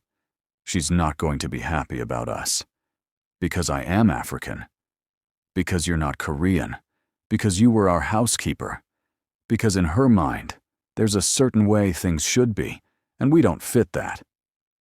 If set down the basket of tomatoes and came to him, taking his hands. "Are you worried she will change your mind?" "What?" "No. Never." "Then what are you worried about?" "That she'll hurt you. Say things that cut. My mother has never been kind to people she thinks are beneath her."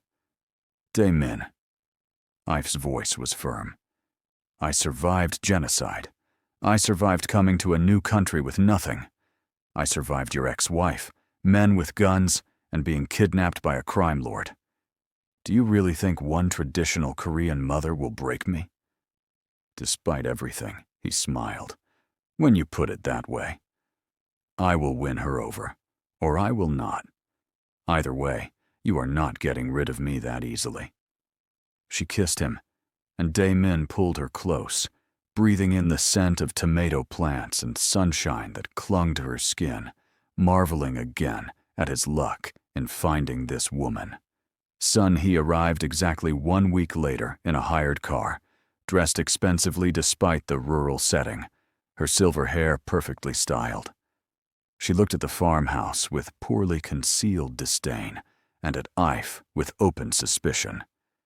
"You are the African woman my son is involved with." "I am If. It is nice to meet you, Mrs. Park." Sun-hee ignored the offered handshake, turning to Sung-ho instead. She spoke to him in Korean, rapid and emotional, hugging him tight. Sung-ho responded in English, rusty in his Korean after months of not using it. "Grandma, I missed you. Why didn't your father call me? I was so worried. It wasn't safe. Bad people were after us. But Ife protected me. She's teaching me to be strong. Sun-hee looked at Ife again, reassessing. You protect my grandson? With my life, Ife said simply. Something shifted in Sun-hee's face, too quick to read. She turned back to Daemin. We need to talk. Alone. In the living room, with the door closed, Sun-hee didn't hold back. Have you lost your mind? This woman is a servant, a foreigner. What are people going to say? I don't care what people say. We're not in Boston anymore. We're not part of that world. You're still my son, still Korean. This goes against everything our family stands for. Our family stands for honor and respect. It embodies both of those things better than anyone I've ever known. She's using you. Can't you see that? She saw a rich man, an opportunity, and she took it. She saw a sad little boy and helped him. Everything else came after. And she's not using me. If anything, I'm the one who would be lost without her. Sun-hee paced, agitated.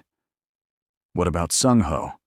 Growing up with a stepmother who doesn't share his culture, who doesn't understand his heritage? She's teaching him about strength, courage, and love. That's more important than any culture. You would erase his Korean identity for this woman? I would give him a complete identity.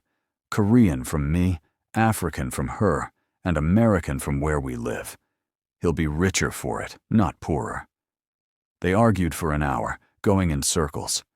Finally, Sun-hee threw up her hands. Fine. If you won't listen to reason, at least, let me spend time with them. Let me see for myself what kind of person she is.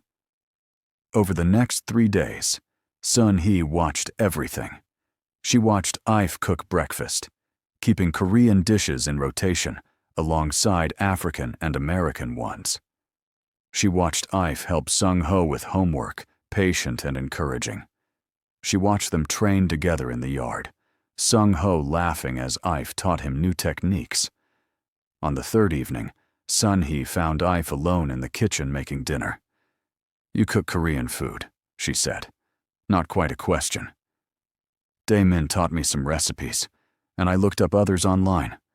I want Sung-ho to know his heritage, even if I am not part of that heritage myself. Why? Why would you care about that? Ive set down her knife, turning to face Sun-hee directly. Because I love your grandson, as if he were my own. Because I know what it is like to lose your culture, your people, everything that makes you who you are. I would never take that from him. I only want to add to it, not replace it. You lost your culture? The violence in my country destroyed my village, my family. When I came to America, I had nothing left of my past, except memories. Food, language, traditions, all gone. I do not want that emptiness for Sung-ho. He should know where he comes from, even as he builds where he is going. Sun-hee was quiet for a long moment. My son says you saved them, that you stood between Sung-ho and men with guns. Any mother would do the same. You are not his mother. In my heart, I am. Maybe not in blood, but in every way that matters. I would die for that boy. I would kill for him. Whatever he needs, I will provide. Something in Sun-hee's face cracked. She sat down heavily at the kitchen table. Hyejin never wanted children. Did you know that? She got pregnant by accident, saw Sung-ho as a burden from the day he was born. She left him crying for hours, complained constantly, treated him like an inconvenience. I tried to help, but I live in Korea. I couldn't be there all the time. I did not know that. When Daemin called to say she'd left, I was relieved, hoped maybe now that boy would get the love he deserved. But then I worried he'd get no mother at all, just a father too busy with business. Sun-hee looked up, eyes bright with tears. Then you came. And from what I see, you love him more than his real mother ever did. I do, I've said simply. He is my heart. Sun-hee wiped her eyes. I was wrong. About you. About this. You are not what I expected. I know I am not what you wanted for your son. But I promise you, I will love him well. I will honor him, support him, stand beside him always. And I will raise Sung-ho to be proud of his Korean heritage, while being proud of everything else that makes him special. That's all a mother can ask.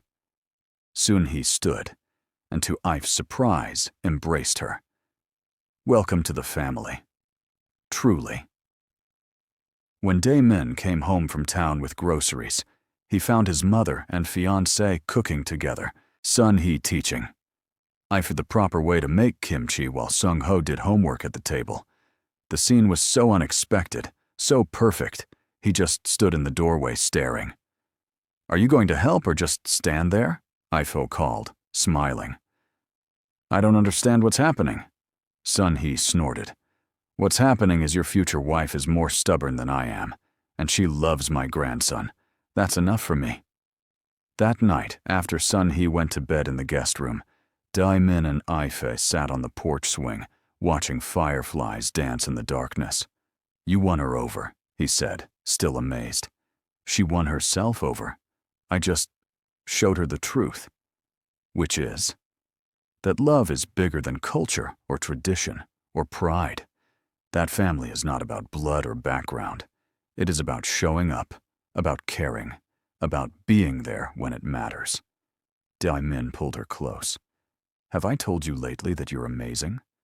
Not today, no. Then let me fix that. He kissed her softly. You're amazing, brilliant, strong, brave, and somehow, impossibly, you agreed to marry me. Not somehow. I agreed because you are all those things too. Because you chose your son over everything else. Because you left behind power and money to be a good father. That is the man I want to spend my life with. They sat in comfortable silence, swinging gently, holding hands. After a while, Ife spoke again. There is something I need to tell you. His heart jumped. What? I'm pregnant. Dae-min's mind went blank. What? Pregnant. With a baby. Our baby. She placed his hand on her still flat stomach. About 8 weeks now. I found out last week but was waiting for the right time to tell you. We're having a baby, he repeated, the words not quite feeling real. Yes, a tiny person who will be half Korean, half African, and completely ours. Dae-min felt tears on his cheeks, didn't try to stop them. I thought I had everything already. You, Sung-ho, this life. But this is more than I ever dreamed. Are you happy? Happy doesn't begin to cover it. He pulled her into his lap, holding her carefully like she might break, kissing her face, her neck, her lips. You've given me everything. A son who smiles again, a reason to be better. And now another child. How did I get this lucky? We got this lucky. Together. She kissed him back, deep and sweet. So maybe it is time we make it official. Get married before I am too big to fit in a wedding dress. Tomorrow if you want. Give me a month. Let me plan something small but beautiful. Let Sun-hee help. It will make her happy. Let us do this right. A month then. But Ife? Yes. I love you. More than I thought I could ever love anyone. You and Sung-ho and this baby we're making. You three are my whole world. And you are ours. Forever, Dae-min. You are ours. Forever. They went inside hand in hand, ready to tell Sung-ho he was going to be a big brother. Ready to tell Sun-hee she was getting another grandchild. Ready to celebrate this unexpected blessing that somehow felt inevitable. Later, in bed with Ife curled against him, Dae-min thought about the journey that led them here. The violence, the fear, the running. All of it worth it for this moment, this peace, this love. He'd lost an empire but gained a family, and he would choose this, would choose them, every single time. 3 weeks before the wedding, Dae-min got a call from Kyung-sam that shattered their peace. "Boss, Choi escaped." Dae-min's blood went cold. "What?" "Prison transfer went wrong. 3 guards dead. Choi gone. FBI thinks he had help from inside, maybe from old connections. They're looking for him now, but he's in the wind." "How long ago?" 12 hours. Enough time to get anywhere. "Boss, you need to move again. Now." Dae-min looked through the window at Ive working in her garden, Sun-hee beside her, learning about tomato plants, Sung-ho playing with the neighbor's dog. Peace. Safety. Home. No. No more running. He'll come for you. You know he will. He's got nothing left to lose and everything to prove. Then let him come. I'm done running from my past. This is my home, my family. If he wants a fight, he'll get one. "Boss, get the team together. Anyone still willing to back me up. We fortify this place, set up proper security, and wait. When he comes, we end this permanently." After hanging up, Dae-min had the hardest conversation of his life. He gathered Ive, Sun-hee, and Sung-ho in the living room and explained everything. Sung-ho's face went pale. "He's coming here? To hurt us?" "He's going to try, but we're not going to let him." "Maybe we should leave," Sun-hee said, worried. "Go somewhere else, somewhere he won't find us." "He found us in Colorado. He'll find us anywhere."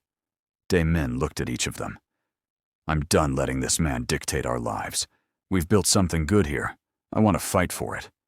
Ive spoke quietly. "What do you need from us?" "Sung-ho and Mother, I need you to go somewhere safe. There's a cabin 2 hours north, remote, secure. You'll stay there until this is over." "No," Sung-ho said immediately. "I'm not leaving you and Ive. This isn't up for debate. You said family sticks together, that we face things as a team. I'm not running away while you fight." "Sung-ho." "I'm scared, Dad. I'm terrified. But I'm more scared of losing you and Ive. Last time Choi took us, you came to save us. This time, we should fight together." Dae-min looked at his son, seeing not the broken 8-year-old from Boston, but a strong, brave young man. "Sung-ho, I need to know you're safe. I can't fight if I'm worried about you." "Then teach me to help. If has been training me for a year now. I'm not helpless. Let me do something." Ive placed a hand on Dae-min's arm. "He has a point. Running and hiding did not save us before. Maybe standing and fighting together is the answer." "You're pregnant." "I am pregnant, not broken. I can still shoot, still fight, still protect what is mine."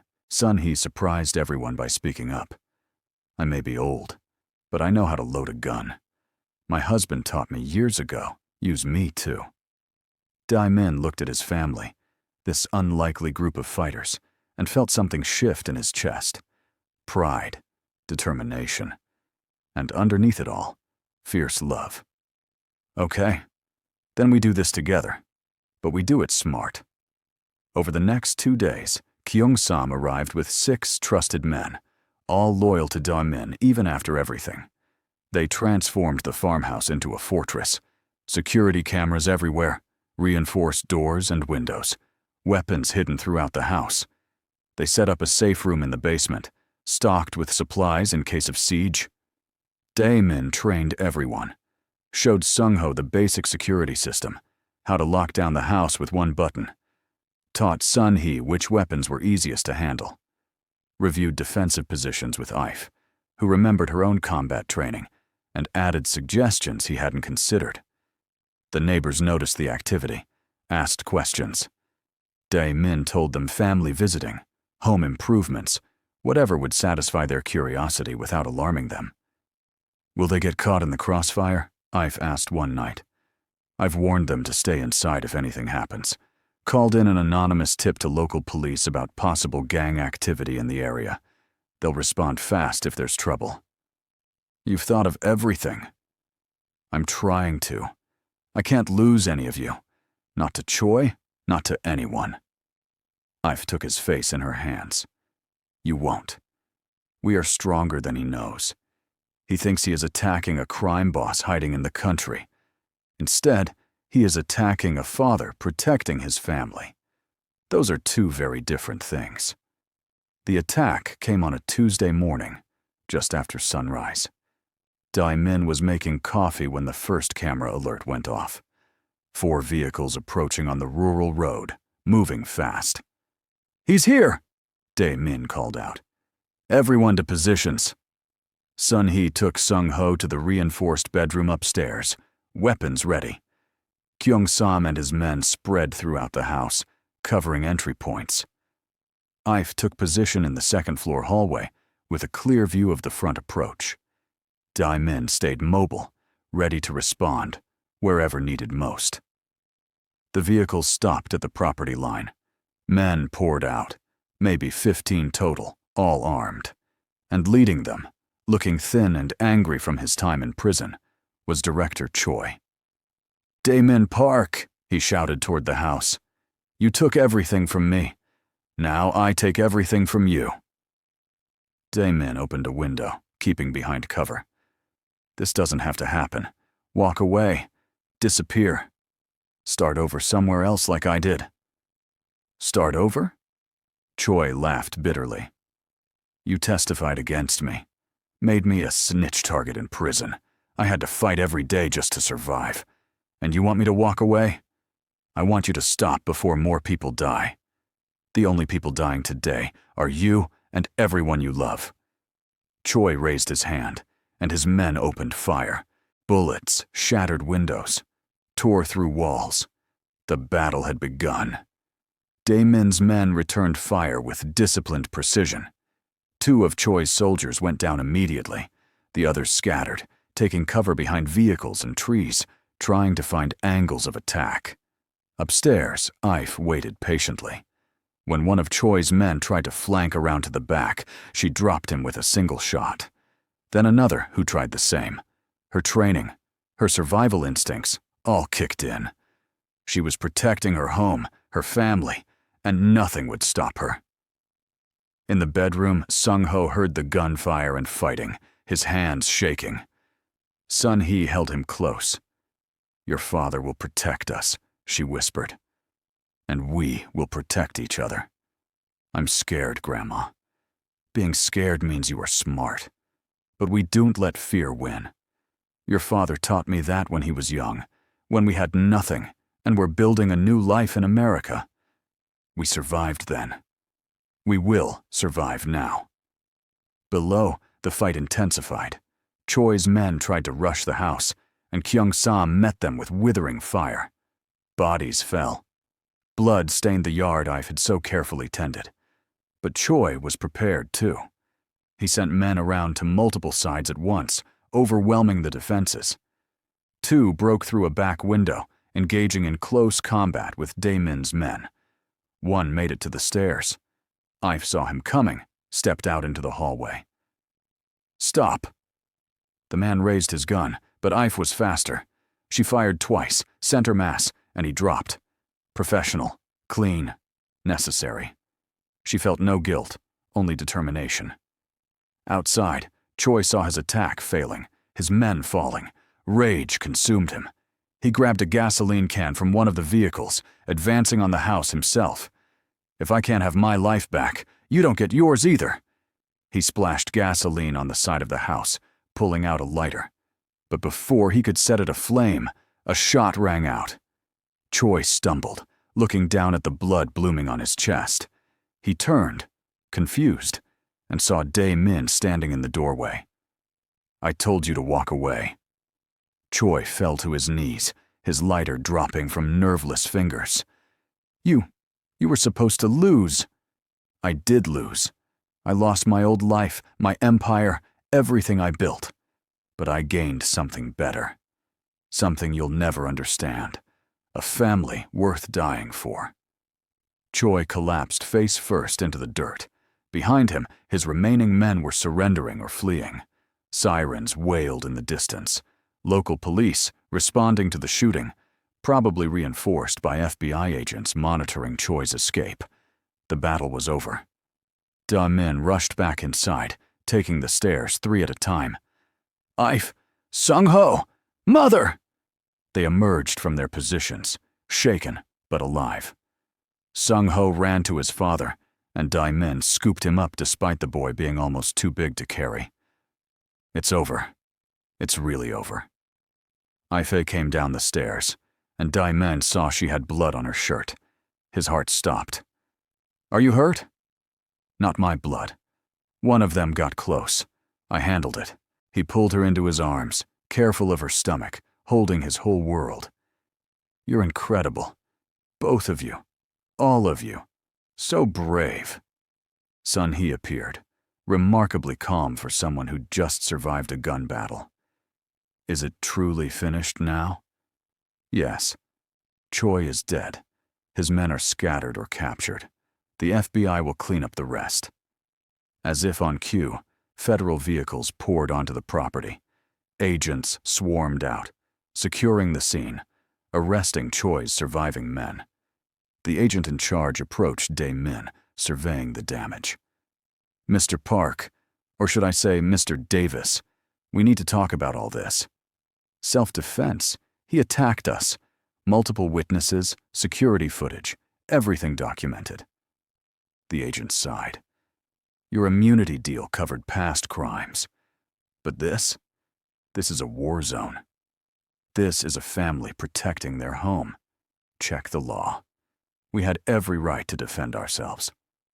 After hours of statements and investigations, the FBI finally cleared out. The local police took final reports and left.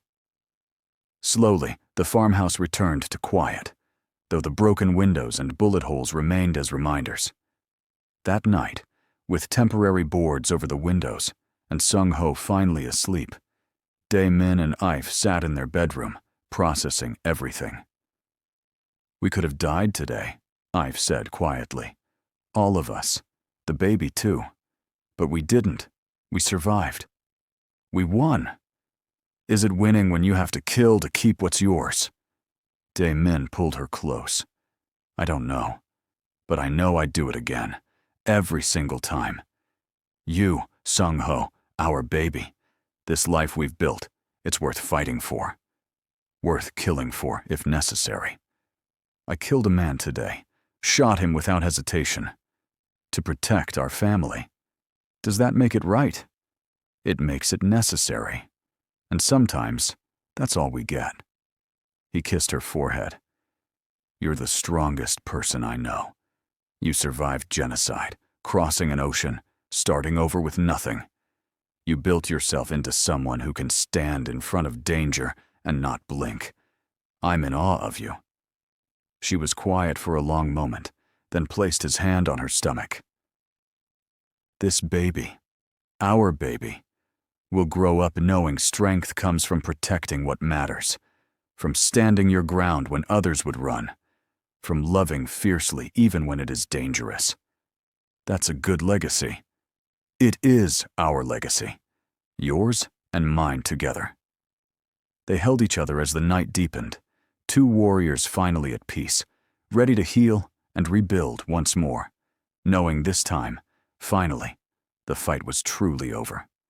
The wedding was supposed to be small and simple, but somehow it grew. Neighbors insisted on helping, wanting to be part of something joyful after the violence that had shaken their quiet town. Local businesses donated food, flowers, decorations. The whole community rallied around the family that had fought so hard to stay together. 6 weeks after the battle, with the farmhouse repaired and security quietly maintained, they gathered in Ife's garden on a perfect September afternoon. The leaves were just starting to turn, painting the mountains in gold and crimson. Rows of vegetables stood proud, a testament to Ife's patience and nurturing. Simple wooden chairs held about 50 people, mostly neighbors, but also Kyung-sam and a few others from Dae-min's past who'd traveled to witness his new beginning. Sung-ho stood beside his father as best man, wearing a suit that made him look almost grown up. He was 10 now, taller, stronger, carrying himself with quiet confidence. Sun-hee sat in the front row, dabbing her eyes with a handkerchief before the ceremony even started. Then Ife appeared at the garden gate, and Dae-min forgot to breathe. She wore a simple white dress that flowed around her, accommodating the small swell of her stomach. Her hair was natural, adorned with small flowers Sung-ho had helped pick that morning. She carried wildflowers from the property, nothing expensive or elaborate. She was beautiful in a way that made Dae-min's chest ache. She walked toward him alone, having no father to give her away, no family from her old life to witness this new one. But she walked with her head high, smiling, and Dae-min thought he'd never seen anyone more magnificent. When she reached him, he took her hands, and the officiant began. "We're gathered here to witness the union of Daniel and Zara Davis. Actually," Dae-min interrupted, "we'd like to use our real names, Dae-min Park and Ife Uwera. We're done hiding." The officiant paused, surprised, then smiled. "Then let's begin again. We're gathered to witness the union of Dae-min Park and Ife Uwera, two people who found each other against impossible odds and built something beautiful from the rubble of their pasts." Dae-min had written his vows, revised them a dozen times, memorized them perfectly. But standing there looking at Ife, he forgot every word. "I was lost," he said finally, speaking from his heart. "I had money, power, respect, but I was completely lost. Then you walked into my house with your strength and your courage, and you showed me what I was missing. Love. Real love. The kind that makes you want to be better. Do better. Be worthy of the gift you've been given. You saved my son. You saved me. And now we're building a family that's stronger than anything I've ever created. Oof, I promise to spend the rest of my life showing you that choosing me was the right decision. I promise to protect you, support you, stand beside you always. I promise to be the man you see when you look at me with those eyes that see everything. I love you completely, and I can't wait to spend forever proving it." Ivy's tears flowed freely as she spoke her own vows.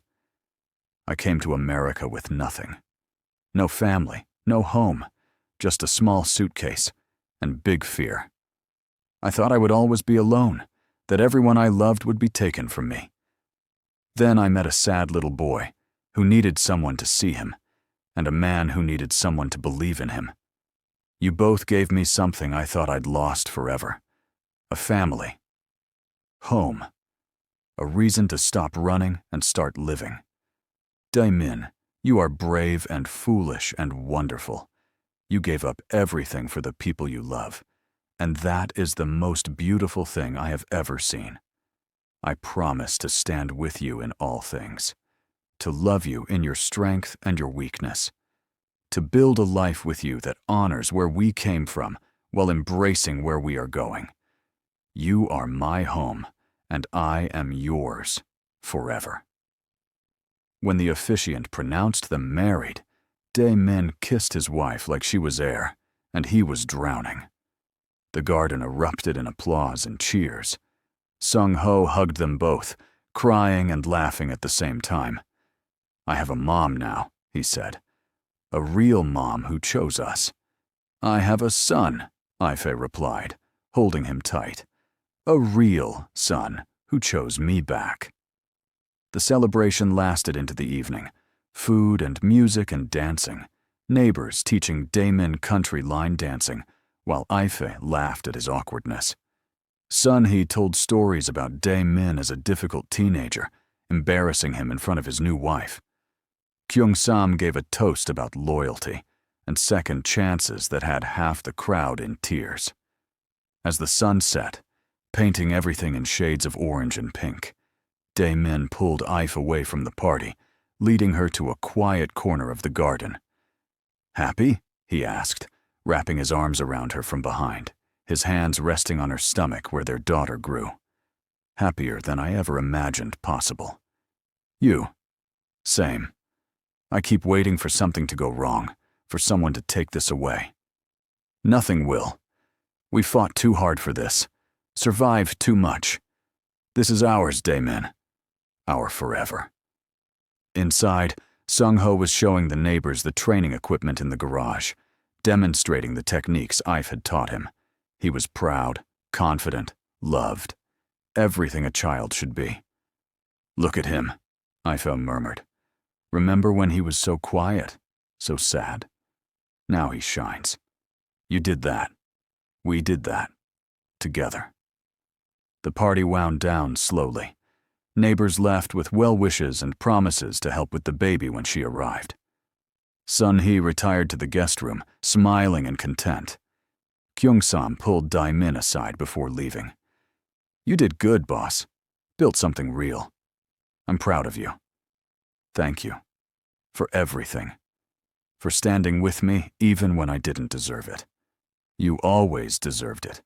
You just had to figure that out yourself. Kyung-sam clasped his shoulder. Be happy. You earned it. Finally, it was just the three of them. Sung-ho, exhausted from excitement, fell asleep on the couch. Dae-min carried him to bed, tucking him in like he'd done 1,000 times. Love you, Dad, Sung-ho mumbled, half asleep. Love you, Mom. He called Ife Mom now without hesitation, and every time it made her heart swell. We love you too, little warrior. Sleep well. In their bedroom, Dae-min and Ife finally had a moment alone. He unzipped her dress slowly, reverently, like unwrapping something precious. She helped him with his tie and shirt, her hands familiar on his skin. They made love slowly, carefully, mindful of the life growing between them. It was different than the desperate passion of their early days, when danger and uncertainty made every touch feel urgent. This was deeper, richer, the joining of two people who knew they had all the time in the world. Afterward, Ife traced the old scars on Dae-min's chest, remnants of his violent past. He traced the scar on her shoulder from her own trauma. Two broken people who'd found a way to heal together. Tell me about her, Ife said softly. Our daughter. What will she be like? She'll be fierce like you, strong and brave and unstoppable. She'll have your smile and your courage. And your stubbornness, your determination to protect the people you love. She'll have your mother's name, the one you told me about, the one who died protecting you. Ife's eyes filled with tears. Amani? You would do that?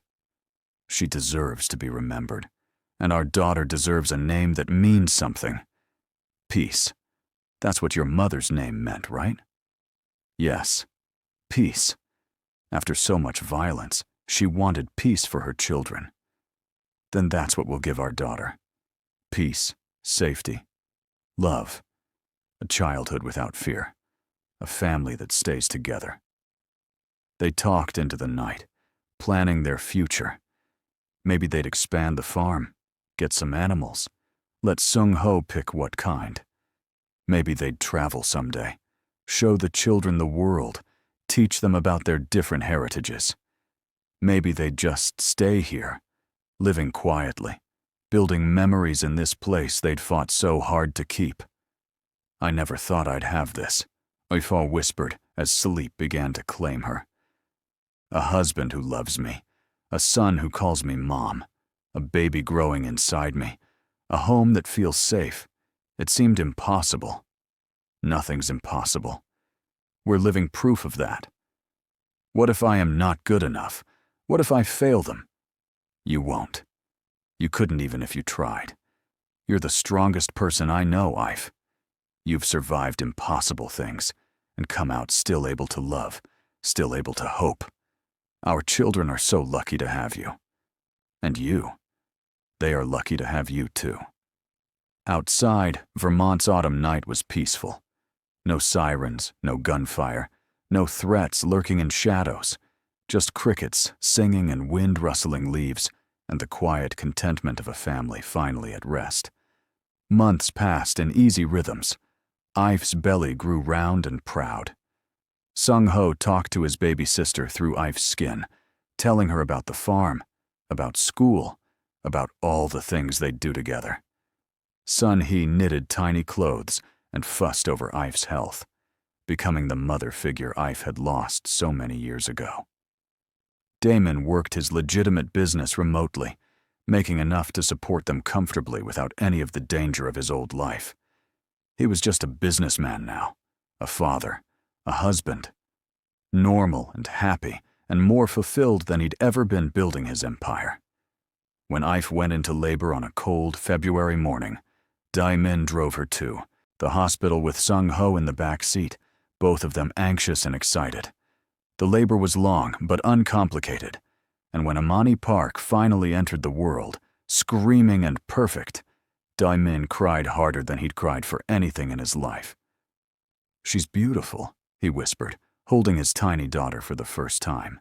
"She's so beautiful." "She looks like you," Ife said tiredly, smiling from the hospital bed. "She looks like both of us. Like hope." Sung-ho held his baby sister with the careful reverence of a child who understands what a gift this is. "I'll protect her. Like you protected me, Ife. Like Dad protects all of us. I'll be the best big brother." "I know you will, little warrior. You already are." They brought Amani home to the farmhouse 3 days later. Soon he had everything ready, the nursery perfect, meals prepared, support organized. The neighbors brought gifts and congratulations, welcoming the newest member of their community. That first night, with Amani sleeping in her bassinet beside their bed, Ife and Dae-min lay together in the darkness, hands linked, listening to their daughter breathe. "We made it," Ife whispered. "Through everything, we made it here. Two forever. Two forever." The years unfolded gently after that. Sung-ho grew into a strong, kind teenager who never forgot the lessons Ife taught him about protecting others and standing up for what's right. Amani became a spirited little girl with her mother's courage and her father's determination, already showing signs of being unstoppable. They celebrated birthdays and holidays, survived teenage drama and toddler tantrums, built traditions that mixed Korean, African, and American cultures into something uniquely theirs. Sun-hee divided her time between Korea and Vermont, always there for the important moments, the school plays and soccer games, and family dinners. On their 5th anniversary, Dae-min and Ife stood in the same garden where they'd married, watching Sung-ho teach Amani how to throw a punch, patient and encouraging, just like Ife had once been with him. "Any regrets?" Dae-min asked, pulling his wife close. "None." "You?" "Only that I didn't find you sooner, that we lost years we could have had together. We found each other exactly when we were meant to. Not before, when we weren't ready. Not after, when it might have been too late. Exactly when we needed each other most." She was right. Dae-min knew. Everything they'd survived, all the pain and fear and fighting, had led them to this perfect moment. Standing in their garden, watching their children play, building a life that was simple and beautiful, and theirs. "I love you," he said, words that never got old, no matter how many times he said them. "I love you too. Forever, remember." "Forever," he agreed. And there in the Vermont countryside, surrounded by the family they'd built from the ashes of their pasts, Dae-min Park and Ife Uvera lived the happy ending they'd fought so hard to create. Not perfect, because life never is, but real and warm and full of love. Hope you enjoyed this incredible journey of love and survival. Don't forget to hit that subscribe button and turn on notifications so you never miss our next amazing story. Drop a comment below telling us where you're watching from and which part of Dae Min and Ife's story touched your heart the most?